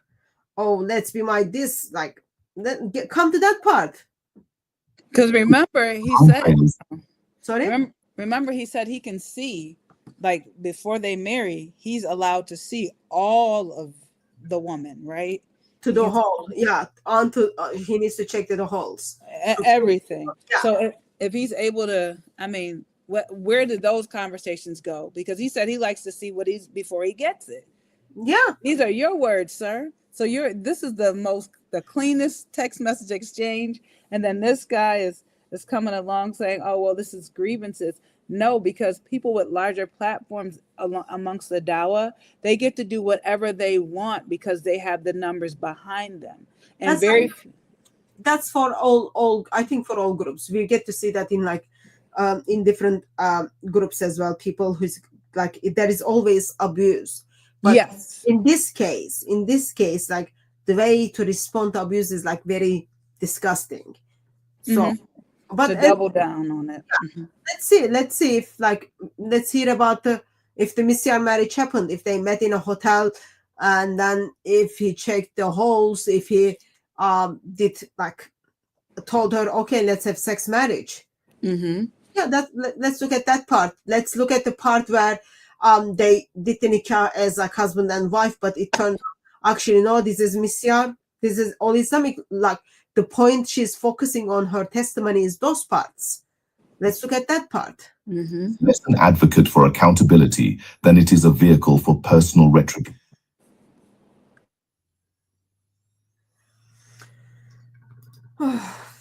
This we're almost there, sister. I know. I'm praying that.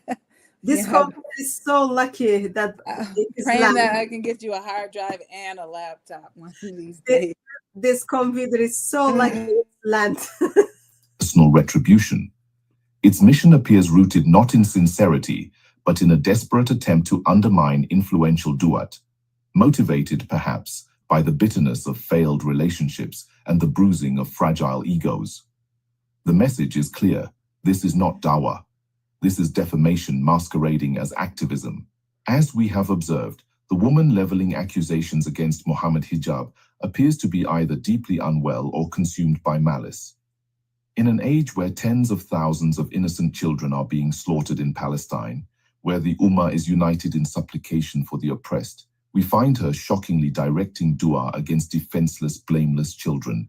Such behavior reveals not just a lack of moral compass, but a disturbing level of malignant narcissism, an evil so profound it casts a long shadow over her credibility. It forces any reasonable observer to ask, is this the conduct of a sincere truth seeker or of someone plagued by psychological instability and in need of psychiatric care? Mohammed Hijab in the past and in present still suing lots of people for what is the term? Defamation? Defamation of character, yes. Yeah. He's suing lots of people. He's making proper big money because they've got very, very idiot politicians and judging system in UK. So if she's lying, if the behind the veil organization is lying, and if this is defamation, just take legal action. Take legal action. But before you go any further on this, just notice how he tried to, and this is something that occult leaders do. They try to minimize their sins, but trying to make it a bigger issue to eclipse the actual problem at hand.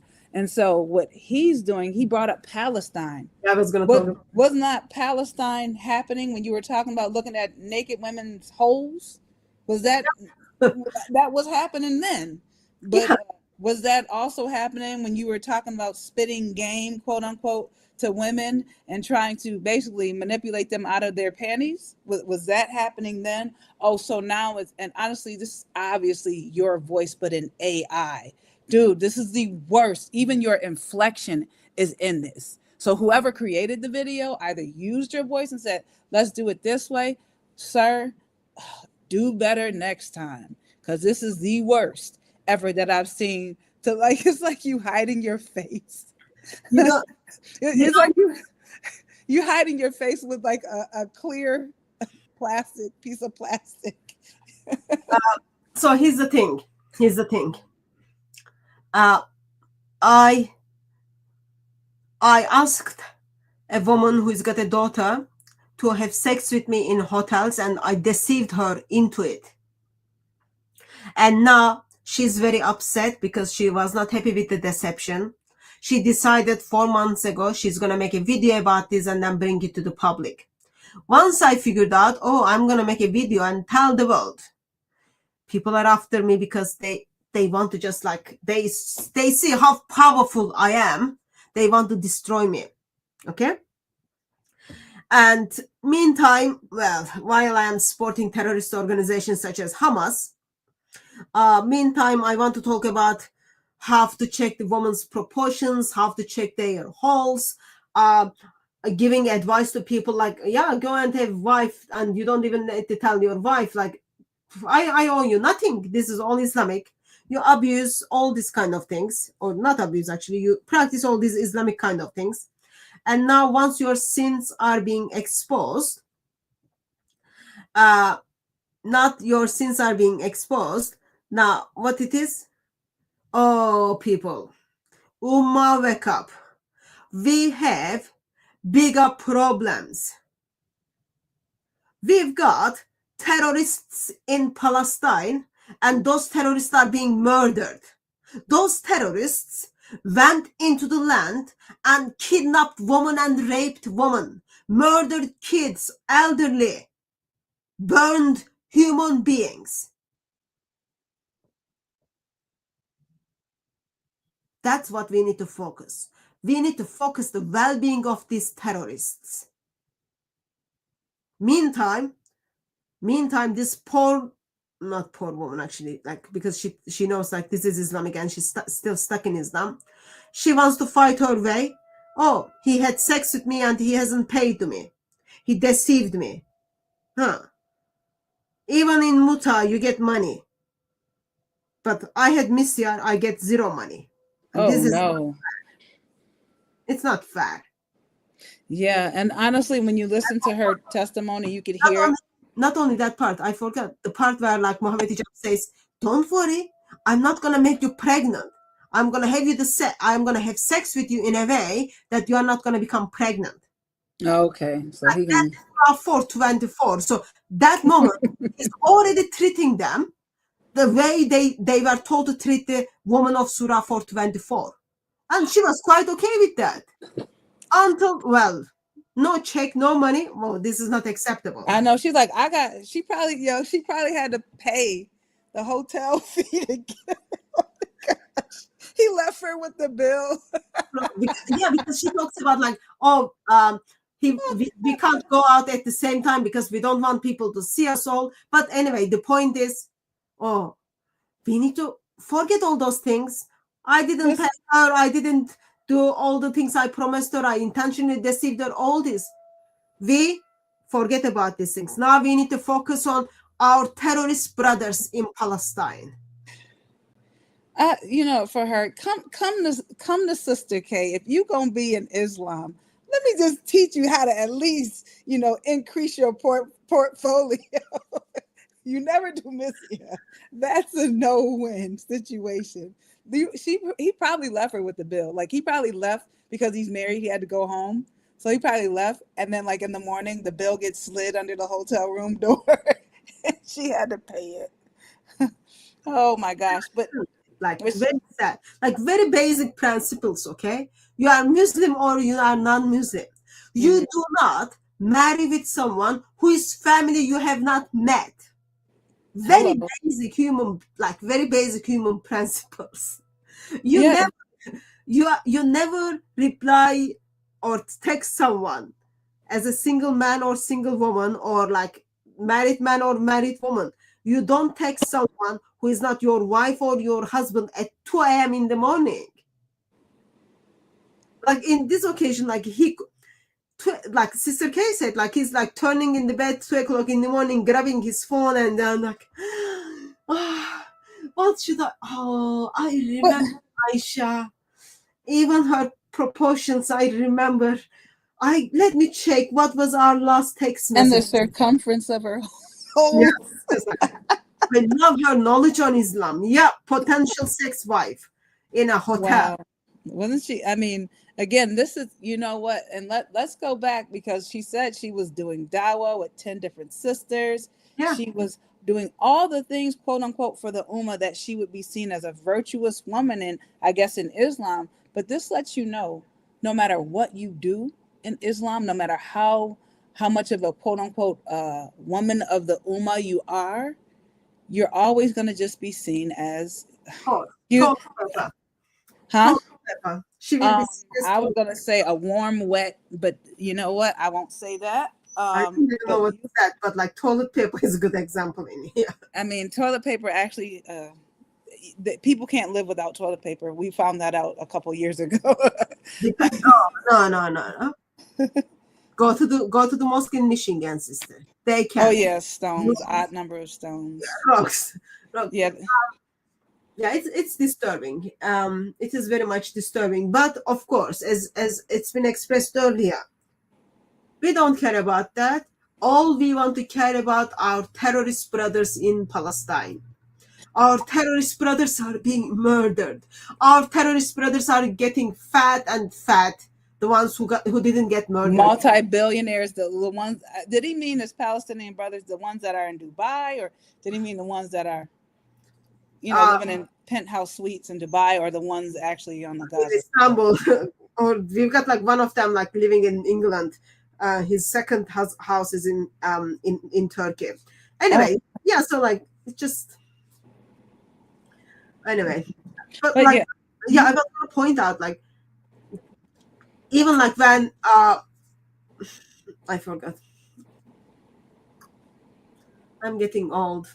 I should start sending messages to my non-married brothers at 2 a.m. in the morning. Oh gosh. 3 o'clock actually, 1:56 a.m. I'm 56 a.m. If you are getting text message from me, you know what it means. Oh no, Lord, no. Her conduct irreparably undermines the seriousness of her claims. When one's actions so clearly See, even my computer can't take it. It's, let me just do it again. Go back. accusations cannot, actions so clearly betray a disregard for truth, compassion, and justice. Their accusations cannot, must not be treated as credible. I'd like to close this video with an open and direct challenge to the American Muslim bloggers who amplified and legitimized the false claims against hijab. Present a single piece of concrete evidence, just one romantic message, one voice note, one email, one expression of interest from hijab to this woman. And as hijab has done, ensure that whatever you produce is directly and verifiably linked to him. If you cannot do this, then have the humility to acknowledge that no such evidence exists and that you have acted rashly, spreading unverified claims that have harmed another Muslim without due diligence. If you choose to remain silent or double down without proof, then understand your credibility within the Muslim community is at serious risk, not just for today, but until the day of judgment. And let us not ignore the double standard at play. When making accusations against his ex-wife, Dunya Shwaib, this same individual insisted on providing voice notes and other forms of tangible evidence. Yet, in Hijab's case, he has inexplicably lowered the evidentiary standard, repeating at least twice in his message that her word is her evidence. If that is the bar now, if simply making a claim is enough, then by that same logic, we should also accept the serious allegations made against him by his ex-wife without demanding evidence or explanation. But we don't, and we shouldn't, because as Muslims we are commanded to uphold justice, not emotional loyalty or convenience. If her word is her evidence is enough for him, then he must be prepared to live by that principle consistently, even when it turns against him. Okay, here's the question. Did Mohammed Hijab's AI help? Told us anything about Misyar marriage? No, it's actually it's deflection, a great distraction. And now he's trying to deflect to this guy's ex-wife. He's trying to deflect to ex-wives. Like you got clips that where she's flirting with Omar Suleiman. It's very, very improper. That lady is just anyway. Which one? Different topic, sister. This guy's behind the veils guy's ex-wife. Oh my! And that her wife is like all over YouTube. His wife is all over YouTube. She's like she's got some relationships with Yasir Qadhi's mosque stuff. So sharing is caring in Islam. Yeah. So did you pick up anything that mentions Mohammed Hijab is denying this sex marriage? He did not vehemently deny anything. If you accuse me of something that I did not do, I'd be like, that never happened. I never interact. I don't even know this person. Like, but what you did, Mohammed, you actually solidified that there was interaction between you and this lady. There was not only interaction, there was inappropriate late night interactions with you and this woman. Early morning, not late night. No, when we say like in the US, when we say late night, it's pretty much between what I'd say 11 to like 4 or 3 in the morning. Like that's what we mean late night. But early in the morning, late night, you're having these exchanges with this young lady that's is single, that is vulnerable and desperate, and so you're having these exchanges. She actually had her eyes on somebody else, but to me, in my personal opinion, she had her eyes on Mohammed Hijab and was entertaining him, and just like, and I don't know, guys, this is going to be insight as to what some women will do. They will ask you advice about somebody and will give you different scenarios in hopes that you'll be like, oh, no, that's not the case. Or let me help you with that and explain this to you. And eventually that you would entertain them as a potential. But I'm not saying, hey, maybe she did, maybe she didn't. Maybe she was looking at this one guy. But again, giving attention to this married man, him giving attention to you, you're not denying anything, Mohammed Hijab. You have not, matter of fact, Even he didn't even address anything. He didn't address anything. He's like, Palestine, I stubbed my toe. You know, staying in a hotel is one night over 100 pounds in England. Over 100 pounds. And if she paid for those hotel bills, yeah, poor because lady. he can't have it on his credit card. You think about it, like if he gets his bill or the bill comes online, right? And then your wife goes to pay it and say, oh yeah, I put gas on the bill. And then you got all these hotels. No, you don't. Like, no, sister. Maybe it's on the what is the thing, like, you know, you do work and then they say like, okay, you come here. It's on an executive account? No. They're like, you do something and then they say, okay, if you do this, we will reimburse you. Yeah, maybe he maybe he's so generous, man. He provided for her for some of the hotel bills and then put it in his work account so that the company refund the money to him. We never know. But it seems like she was upset because she's not being paid for sex. She wasn't being compensated for her services. Yeah, I'm not gonna say what that sounds like, but I do know some women who have a motto, and this may go over some people's head, which I hope it doesn't, in the sense that they say, "Don't let your underwear beat your hand." Okay, in other words, stick out your hand first before you get rid of your underwear. I think she missed that motto because that's nothing more than prostitution. You're a free prostitute. Misyar is not good for business of the woman because in Misyar you don't get any money. There's nothing. Just go for muta. You get money in muta. Anyway, this is the clip. She put it for the clarification purpose. Let's listen. She's clarifying something.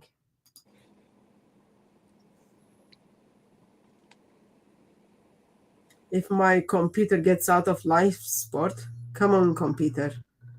Press it again, pause it, press it. While we're silent, Saints, just pray. Pray for her computer.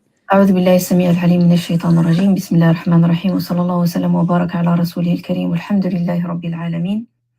This is to give further clarification to the video we just posted about my case with Mohammed Hijab. The purpose from this mubahala is to prove my statements about the terms and the promises he gave me before the marriage and to my father as well were completely different from what he asked from me after the marriage. Prove that he actually was convincing me with those crazy details and he wanted to continue in the marriage and he didn't want me to go ahead with the divorce. This marriage didn't last for long. It was extremely short. We just met the first time to consummate the marriage. As soon as things started showing up and unveiling, I argued with him about that. And you have to speak to my family and so on. And things started gradually escalating and him convincing me of things, new terms and so on. I decided to meet him for the second time to have that conversation face to face and have everything clarified. So I have no doubts, no confusions. That's exactly what he wanted.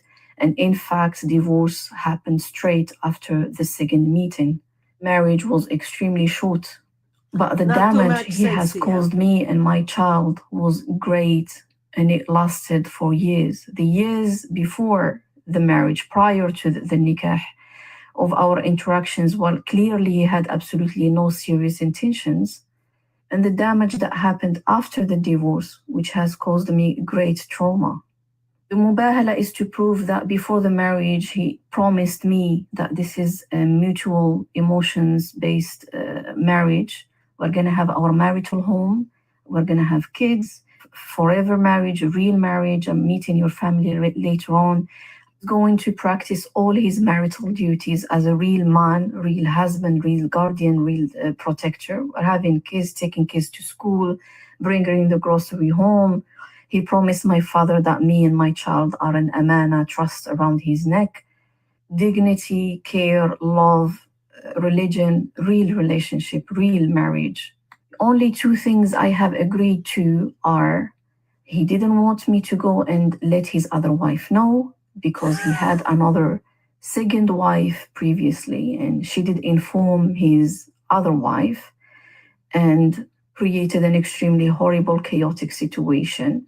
And therefore, he wanted to avoid that. Poor Mohammed Hijab. Even though they had only few sexes in a hotel, all that kind of things. He's scared of his wife, though.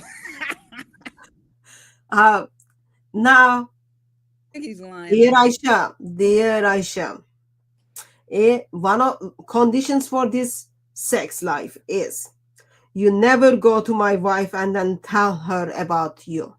If you see her, just pretend you are friends, but don't mention me. I don't want her to know. Why? Because previously, one of my second wives, one of them, went to and introduced herself to my first wife. She got crazy. I get no breakfast in bed. Life was so difficult. I couldn't find my socks. I don't want to go through that thing again. So conditions for our sex marriage in a hotel is you keep yourself like a ghost. Don't ever mention anything to my wife. So, okay. And she agreed on that. But if I understood this correctly, if this is what Allah has allowed, right? Muhammad has allowed, why are you hiding? And why you know what, why is there this expectation that sister, no, you are asking the wrong question. Allowed. Allah doesn't turn up Muhammad's home and then wash the dishes. Allah doesn't turn up Mohammed Hijab's home and wash Mohammed Hijab's underwears. He doesn't find socks for Mohammed Hijab. He doesn't bring breakfast in bed for Mohammed Hijab. His wife, even though Allah is not much different from slave, but his wife does these things. Oh, okay. His life is gonna get like awful now. Where is my underwear? Where is my socks? Where is my food? Can you imagine him now having to come home, and this has been all over the internet, and his wife number one is finding about wife 2.0 because he already had a second wife that didn't end well. So this is like the second wife. And no, not second wife. This is many second wife. Oh, dang, Hijab, you can't keep your women in check. No, I'm just joking. Can't keep his woman in check. And probably he already told his wife, don't you believe me, wife? Do you want me to kick you out? No, he's gonna like, what you gonna? Everyone wants to be with me and you are upset. Don't I do my duties to you? Yes, are you gonna believe me or your lying eyes? Which one is it? Or do you want more toothpaste to put on your bruises? Or give me the credit card. You get no money from me. Go whoever you want to go. I'll just deny it. Yeah. I can simply say, you didn't, I wasn't satisfied by you. That's what Mohammed Hijab said to Aisha. I can simply say, I wasn't satisfied and then I divorced. That's what he can do to his wife, threaten to divorce. Yeah, that just breaks my heart. Like, you know, probably like, no, like he's eating cold food, lots of McDonald's, and no, sister. When I came to visit you, nope, that's not the case because he was eating at high-end hotels. So, nope. I'm not buying it. Yeah, because he's probably eating by himself though. He's eating alone, like with one tear rolling down his cheek as he has like the $300 steak. No, probably just like he has to eat ramen. He was like, which other wife I should visit tonight? Who can make better steak for me? And then not only that, you know, they can do all the things with women who aren't your wife because they're non-believers. So you know what, really quickly before we go further, what is the difference between how they treat women who are non-believers, right, with the right hand possessed versus their wives? What's the difference? Sorry, say the question again. what is the difference based on like just this right here? What's the difference between how he treated this woman versus how he would go out and say, get a prostitute? I mean, I guess price would be the only difference, but what would be the difference? So with the prostitute, he has to pay. With the Misyar, like there's just like kind of dowry paid at the beginning and then that's it. So you don't pay for the pleasure you receive.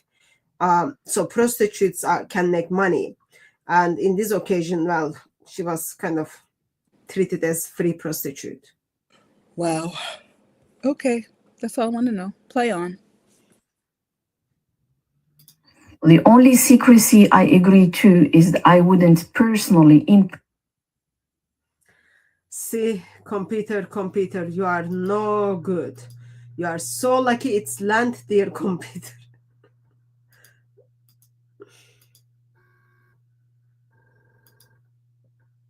Okay, I wouldn't personally in person go and inform his other wife of the marriage. We have a marital home. It's natural that neighbors know we are married. We are a family. Like, I didn't agree to secret marriages. I didn't agree to hotel marriages. I didn't agree to sex marriages. The other thing I agreed to is I am going to give him discretion in regards to one thing, which is the night he's going to be spending over in our home with his kids with me. So he's going to be spending fewer nights over, and I don't even know when he's coming, but obviously he has taqwa and he's taking care of his family and he's coming over in the daytime. This was clear conversations we had and things that he confirmed and reassured me about and convinced me that those are his intentions, to take very good care of me and my child, like he promised to my... So where are those text messages? Why Mohammed Hijab simply did not put those text messages to debunk? Why not? If she's stalking you, if she's put those messages. Tell the lady, like, show us the message, tell the lady, oh, I am happily married man. I don't think I should have a secret wife. I don't think I should have sex in a hotels. Yeah. Not only that, and going back to how she responded, she ready to high five Shaitan or whatever, and dap him up or whatever need be to get him back. She does sound like a woman scorned. There's a saying about a woman scorned. I can't remember the saying, but there's basically nothing worse than a woman scorned. And she sounds like a woman who really thought that she really caught a good one in this guy who's known, he has money, he can, but these men are stingy. These men, because they didn't work for any of this money and they've just robbed the ummah of it, as well as governments, they're not going to give you money. And not only that, you said you didn't agree to it. Yes, you did. You agreed to it by meeting him at the hotel. So she agreed as normal wife, second wife, secret second wife. Like, she's not gonna go, she's not in person gonna go to the first wife, but she did not agree on Misyar, free sex. That's not free sex, is like free, it's not. Yes, there it is. Billy put it up there. He says, hell hath no fury like a woman scorned. And she is on a warpath, and you mess with the wrong one, Mohammed Hijab. Man, he's gonna try to get his gaggle of goose gang members to bother. He might get might get people MI fighting. Yeah, but he's not that great. Yeah, hey, he's not that great. But you know what? When people do dark and wicked deeds, they're going to be exposed. That's what our Bible says. What's done in the dark will come to the light. And you have been portraying this pious Muhammad as a feminist, and he was the first feminist. And until Islam came along, women had no rights. And then when Islam left, women had rights, lefts, and uppercuts, and kicks in the stomach, whatever it need be.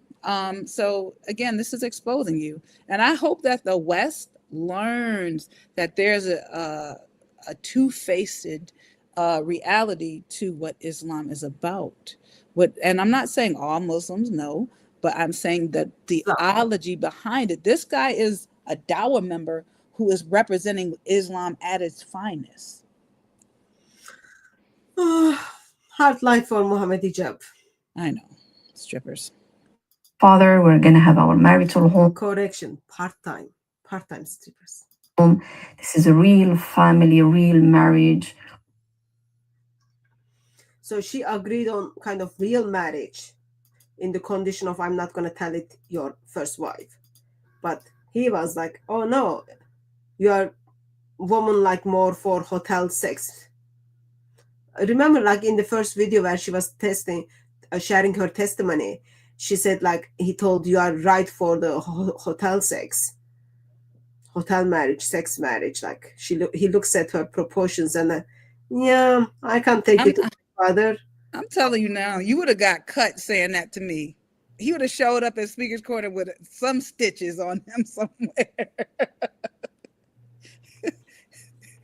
You can't tell a woman you're good for marriage was halal. It was valid because the pillars of marriage, of nikah, like he promised to my father, we're going to have our marital home. This is a real family, real marriage based on mutual emotions. The shuyukh said is the marriage was halal. It was valid because the pillars of marriage, of nikah, were met. They were not happy about the other details. So I'm standing my grounds and I'm calling Mohammed Hijab for mubahala to prove that he had in fact married me and asked me only after the marriage that he's going to be coming over to the hotel ever after, wink wink, and we're going to have no home, and he's showing up with a mask every single time because he's a celebrity, and that he's not going to be talking to my family because he's not Islamically not obliged to. We're going to have no kids, no provision, no guardianship, nothing. What I have gone through has caused me great damage, and therefore I am here to face him and fight him about this. I have not consented to these details, and you have asked me to follow up on them. Well, because I'm so famous, I'm going to have sex with you in a hotel. I don't want anyone to come and take selfie with me.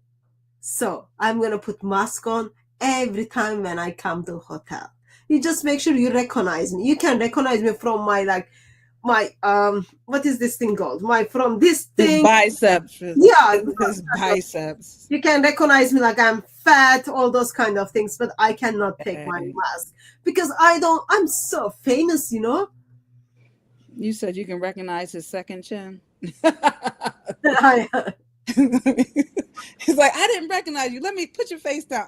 That's the second chin I knew. But wait, again, ma'am, you agreed to it every time he messaged you and said, hey, meet me at the UK Holiday Inn or whatever.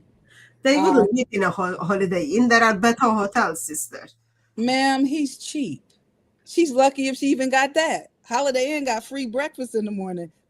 That's the way he fed her, was Holiday Inn breakfast. Because they're free. Daytime. There was a party she was talking about. He will come daytime. Probably like he doesn't want his first. Maybe he's got like other second wives. He doesn't like kind of I don't have enough time. I've got like already lots of wives. I don't have enough time. I just need like sex. Daughter, Galatians 1:6-9. I'm gonna say I have to disagree with you. You said lovely religion of prostitution. She did not get paid. She did not get paid. She did not get paid. So she gave him sex free. Yeah, she gave she gave it up for free. And it's free. It was a sex of Surah 424 where he's not gonna make her pregnant. And she didn't receive any money for it. But as it was expressed, maybe he was saying like, oh, I'll tell people I was not satisfied. Yeah, like he came to the hotel. He's like, I got a business meeting for Hijab. Oh yeah, room, blah blah blah. You know, and she's been waiting there for like half of a day for him.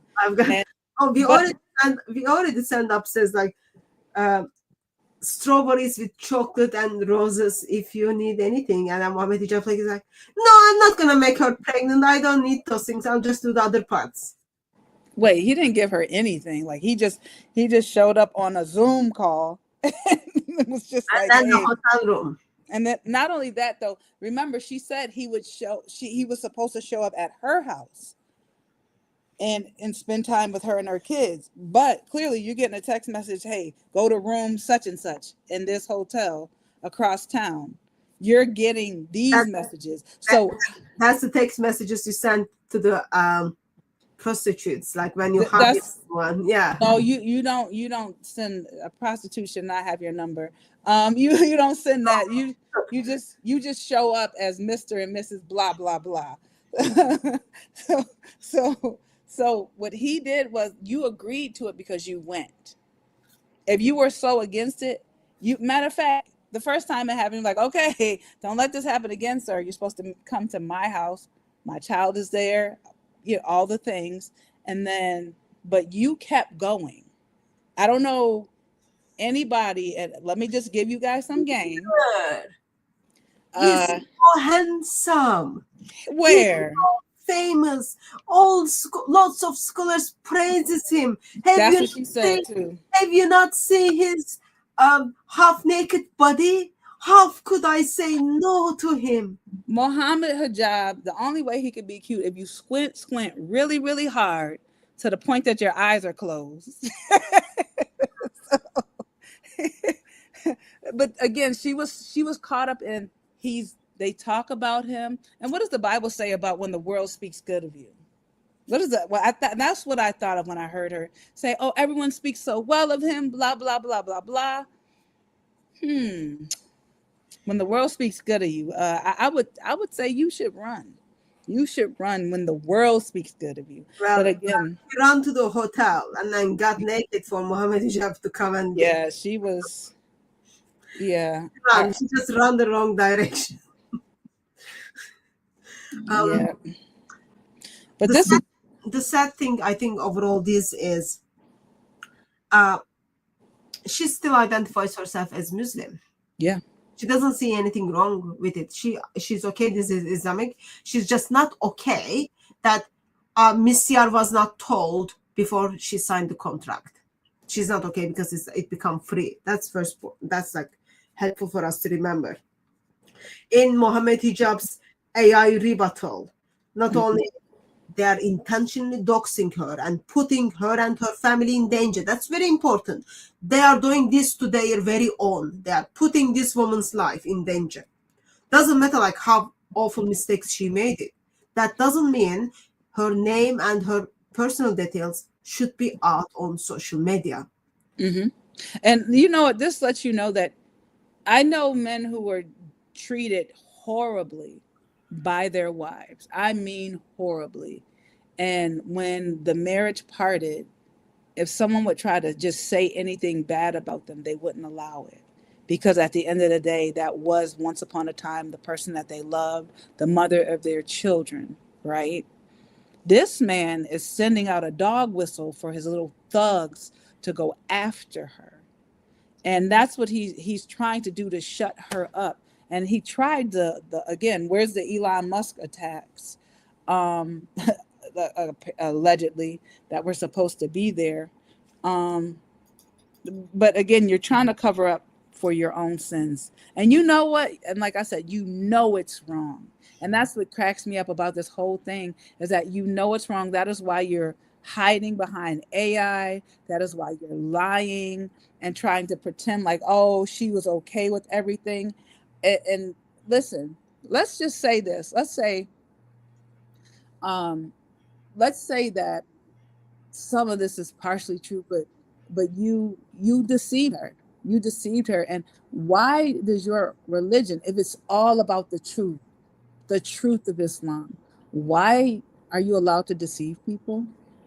If Allah is so great and Muhammad so awesome, why are you allowed to deceive people into following you, not only into a false marriage, but all the way into hell?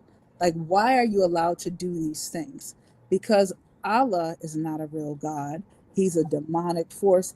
And how about I pray that this young lady, as she digs deep and into the Islamic sources, that she leaves Islam, that she follows Jesus Christ, because he is a true husband to his bride, the church, who he gave himself a ransom to die for her, right?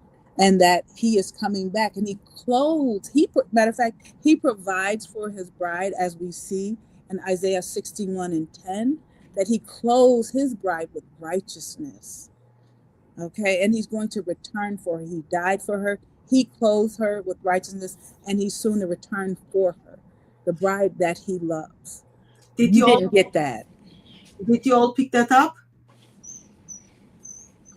Christ clothes her with righteousness, not with the hotel bed sheets. Nope, with righteousness. Radical moderate. The rebuttal of Mohammed Hijab's video is in the YouTube channel called False Accusations, which has 291 subscribers, one video, and that's the only video in that channel Mohammed Hijab is putting out as a rebuttal. I was just just noticed something actually. So, title of the video is Troubling Story of a Stalker. One of the things is very important is if, let's say, sake of the argument, someone is sending you hundreds and hundreds of messages. I've got, for example, a couple of emails sometimes come in. They are very, very inappropriate. Or I identify them as very inappropriate. I don't reply to them and then start the conversation and then let the conversation go on. So, even though, if, sake of the argument, if she is like harassing him and then sending him messages after messages, all you need to do is just ignore those messages. Because you received lots of messages and then you just like couldn't handle it anymore. And then therefore you say, okay, only way I can shut this woman down is I'll take her to the hotel room and then have sex with her. That's not how you work. Someone is stalking you, someone harassing you, someone is sending you inappropriate messages or having inappropriate communications with you. All you do is you do not respond. Just mute that person, like there is muting on text messages, not text messages, on like signal stuff. You can just mute people. You don't need that. You can block people, but you can't use the excuse, oh, he's not coming to even dealing with the Misyar part of anything, but you can't say, oh, because she was stalking me, she was sending me all those long messages about the Islamic tradition. I was calling her at 1 o'clock or 2 a.m. in the morning. I just like, oh, I can't go on with this. Therefore, I called her to hotel. And then we had sex in a hotel. And then we had more sexes and then more sexes so that she doesn't harass me anymore. That's just like. Yeah, but again, notice everyone what he's not saying. Sister, you have a couple chats. Yeah, I will deal with them in a bit once we kind of. Notice what he's not saying. He's not saying, I never met this woman. She messaged me inappropriately. I never married her. I never met her at a hotel. Not married. Sister, choose your words wisely. I never offered sex with her in a hotel. That's what we need to see. Yeah, I never met her in a hotel for sex. I don't know this lady. Who is this crazy woman that's stalking me? He's not saying any of that. He's like, hey, there's a movie there's a movie where the dog gets easily distracted and the dog's like focused and the person goes, look, squirrel. And they look the other way. He's like, look, Palestine. Wait, you weren't worried about Palestine when you were creating these fake accounts? You weren't worried about Palestine. That happened in 2023, right? October 7th? Yeah, Hamas terrorists entered Israel illegally, kidnapped, murdered, raped men and women and kids 2023 October. Okay, well, this channel was created November 8th, 2023. Where was your concern then? And it was False Accusations UK. So you were making sure that you were covered in case anything came out from your behavior. See, again, you're playing with the wrong one, sir. You do not want this smoke from Sister K. Sir, you're lying, you're being exposed, and stop showing your messages if you're not going to show them all the way, because you literally are still exposing yourself because you are inappropriately messaging her. Good evening, Ann. Yeah, that was terrible. That I just can't believe. But go ahead. Thank you, Super Chatters. Thank you very much. Bana bir email at bakalım. Thank you very much for your generosity. If you can drop me email on Hatun at DCCI Ministries so we can keep in contact. Sometimes I need brothers and sisters in other part of the world to help me with discipleship of ex-Muslims, and then probably there will be a few different topics we can even discuss as well. But thank you for your generosity. And also thank you very much for your generosity, Daniel. I am not encouragement at all, but he is not. She's not. Okay, so takeaways. Don't meet with people who are not your husband in a hotel room. Don't send message to people at 2 o'clock in the morning, especially while you are sleeping next to your wife.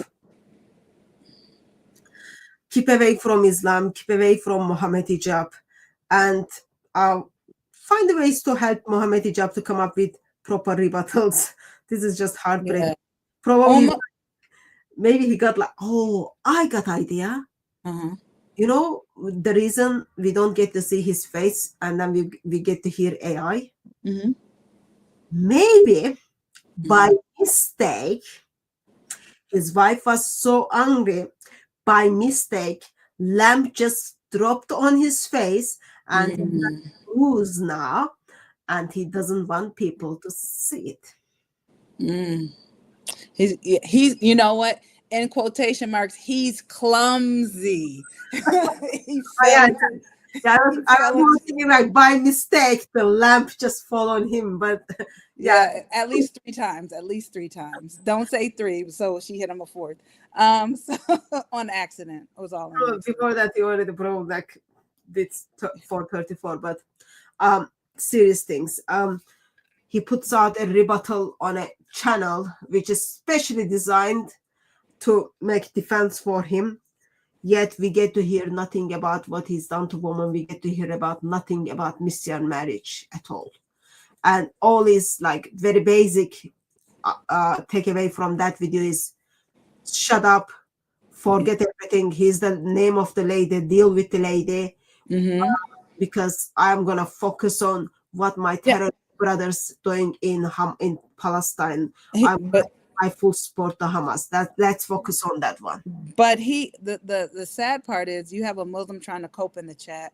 Aisha wasn't grown. She was a kid.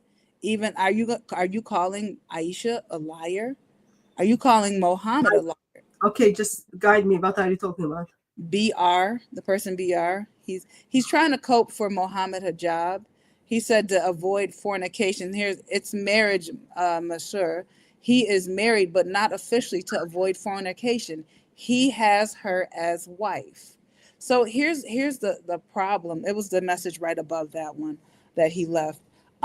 Here's the problem. You can't look at a sister who wants to be an honorable wife, she already has a child. She wants somebody to help take care of her. And you just want to use her as a plaything. That's the problem. And this is the perversion of Islam. The fact that you're trying to justify this. It's not marriage. It's not even prostitution, because prostitutes get paid. She had to probably pay for those hotels. Like she's the worst prostitute this world's ever. You pay your Johns. Okay, so what we have here is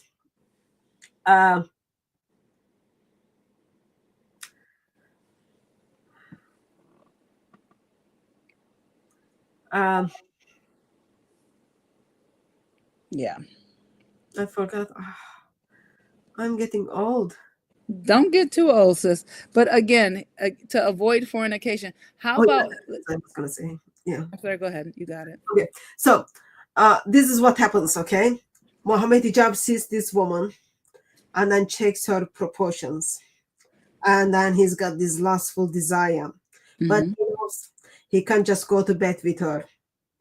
Not in a kind of let's go and sleep together, but like go and have sex. Yes. So that like the moment he feels, he needs a label. Islam steps in and then Islam says, there is this label called Misyar. Would you like little bit of it? Everything, all these lustful desires, every sin that kind of growing in you will be all halal. Because you've got this label called Misyar. It is just marriage. But all is like, well, you are a man who needs sex. So you got to pretend that she's your wife. Just play. You know what? When we were kids, I don't know what to pay. Think about it. Like if you have a wife, okay, you've got to buy food, you've got to bring home milk, all these things. You don't even need to deal with that. This is Misyar. No, I said play wife. So and when we were kids, we would play like house as kids. Like we were like 4 or 5, and we pretend like we'd have the toy kitchen there, and I pretend like I was making eggs, and my husband came from work, and we pretend to have dinner, and we had a child that was like one of our smaller siblings, and you nothing crazy, nothing perverted, but they're playing house in the sense that they're doing the physical act of what it means. And this is the depravity, and this is how you know this is not the religion of Yahweh. God took in the Bible marriage so seriously. It's a covenant that you become one, the two, not the 1, 2, 3, 4, 5. The two become one. Not the, ooh, I saw that one. She meets my proportions and my numbers, so I can add that one on.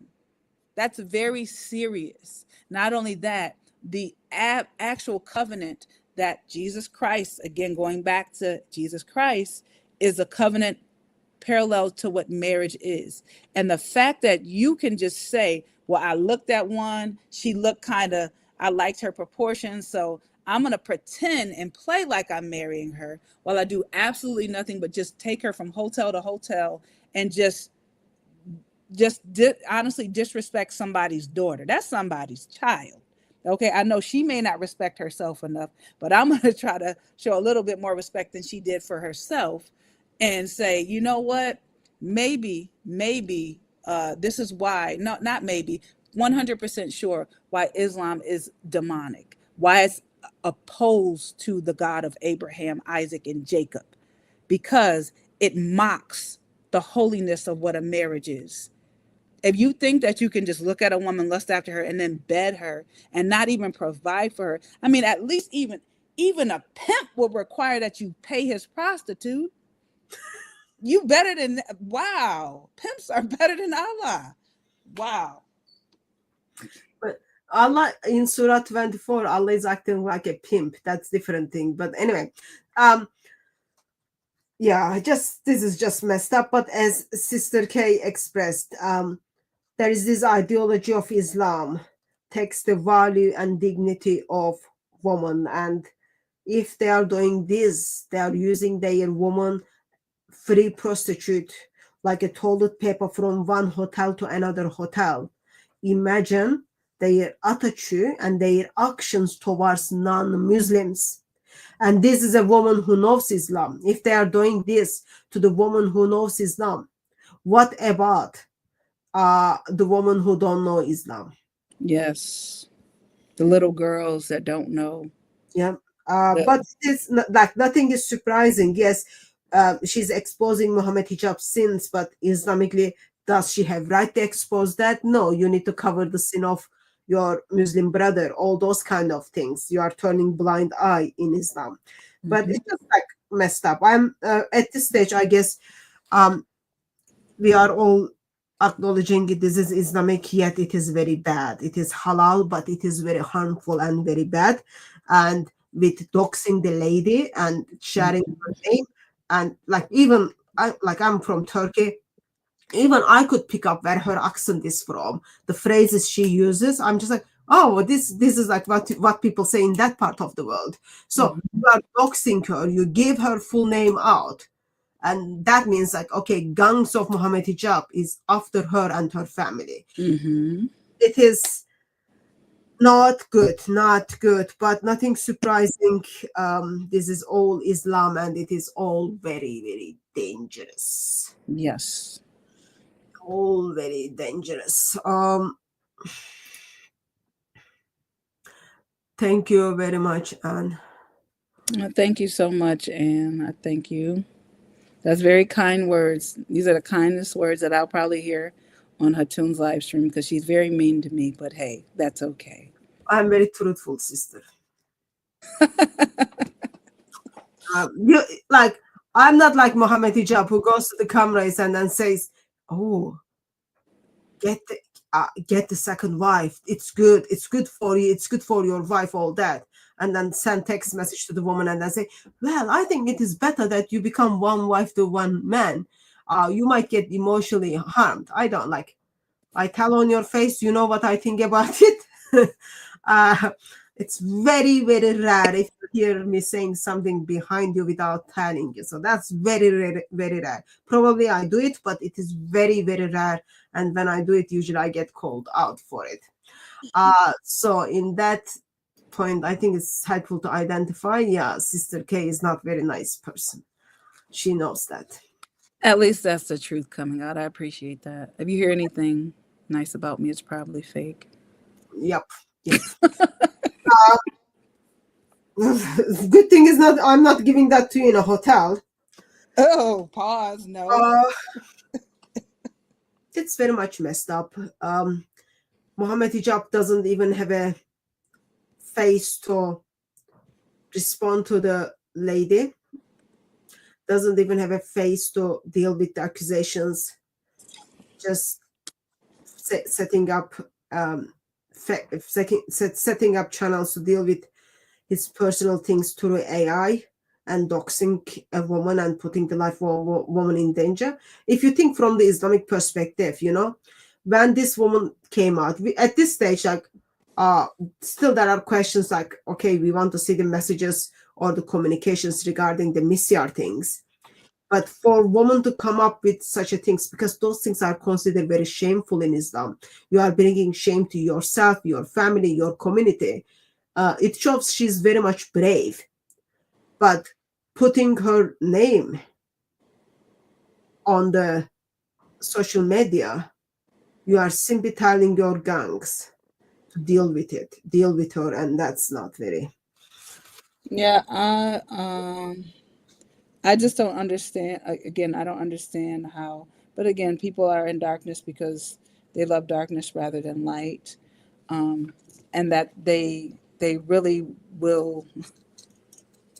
They would rather hide the truth. They want to hide the truth from people. Like if you're so proud of what you did, why don't you just say he seemed like he had a good time, a high old time laughing with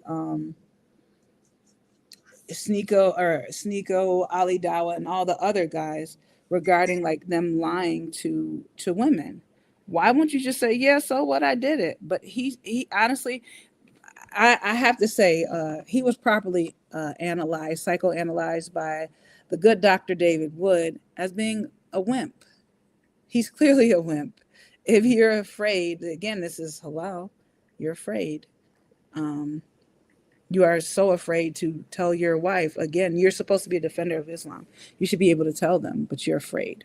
But I'll leave that there, sister. Again, I pray this for those that are in this. No, Islam disrespects women. I don't know if you know that or not. Maybe you should read your sources.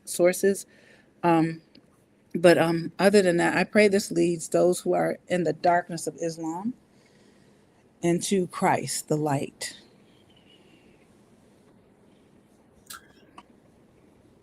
away from Islam, keep away from Allah, keep away from teachings of Muhammad. Be close to Muslims in the intention of the preaching glorious gospel of our glorious God. Mohammed Hijab only can turn upside down because of the gospel, true gospel. Same for Aisha, and same for everyone who is involved. Yes, it's very easy for us to just listen these videos and then comment on it, mock on it. Those things are very, very, very easy. But at the end, we are dealing with human beings who are affected by it. They are harmed by it. They are hurt by it. And only Bible tells us we are healed because of his wounds. So only blood of Lord Jesus Christ will heal those people. Islam is not there to help them. Scholars, sheikhs, even fake creepy sheikhs are not there to help them. Only Lord Jesus Christ. Only Lord Jesus Christ. Let me just say thank you. Thank you. What did he say about it? He said, let's focus on our brothers and sisters in Palestine. That's what he said. Essentially. Yeah, essentially that's but what if you got in, just definitely watch from the beginning, give our sister a good view. And definitely everybody that's in the chat, even if you hate her, if you hate this stream, Muslims, hit the like button 3 times to express how much you hate this stream. Everybody else, press the like button. Don't forget that's your it doesn't cost you anything. But I definitely appreciate you having me on, sister. God bless you. Thank you very much for joining me, and thank you very much everyone who joined us. I am very much aware of the time. Please don't take this. It's 1:43. Don't take this time as I'm sending you inappropriate messages. Exactly what she's doing. It's not that. It's not that. This is just for you to just hear how Islam messed up, how Muslims are just like, yeah, needs desperately Lord Jesus Christ. Don't roll over in the bed looking at the live stream. Yeah. Don't be in bed and watch me on the phone, because that's like very, very creepy right now. Since we learned from Mohammed Hijab, that's like he sends messages at 1:56 a.m. in the mornings. That's just 2:51. Like 1:50 plus 1:56. Remember the one we saw? There was another one that was 2:51. Oh yeah. No good. Yep. Stay away from Islam. Be close to Muslims, and then make sure they hear the glorious gospel of Lord Jesus Christ so they can repent and turn to him. By God's grace, I will see you in a couple of hours at 8 o'clock, as I've got live stream with all the way from a brother from Europe. Should be fun. Sister Kay, once again, thank you very much for joining me as well. By God's grace, we will see you again. Until I see you, may Christ crucified silent you with his love. God bless you all. Thank you.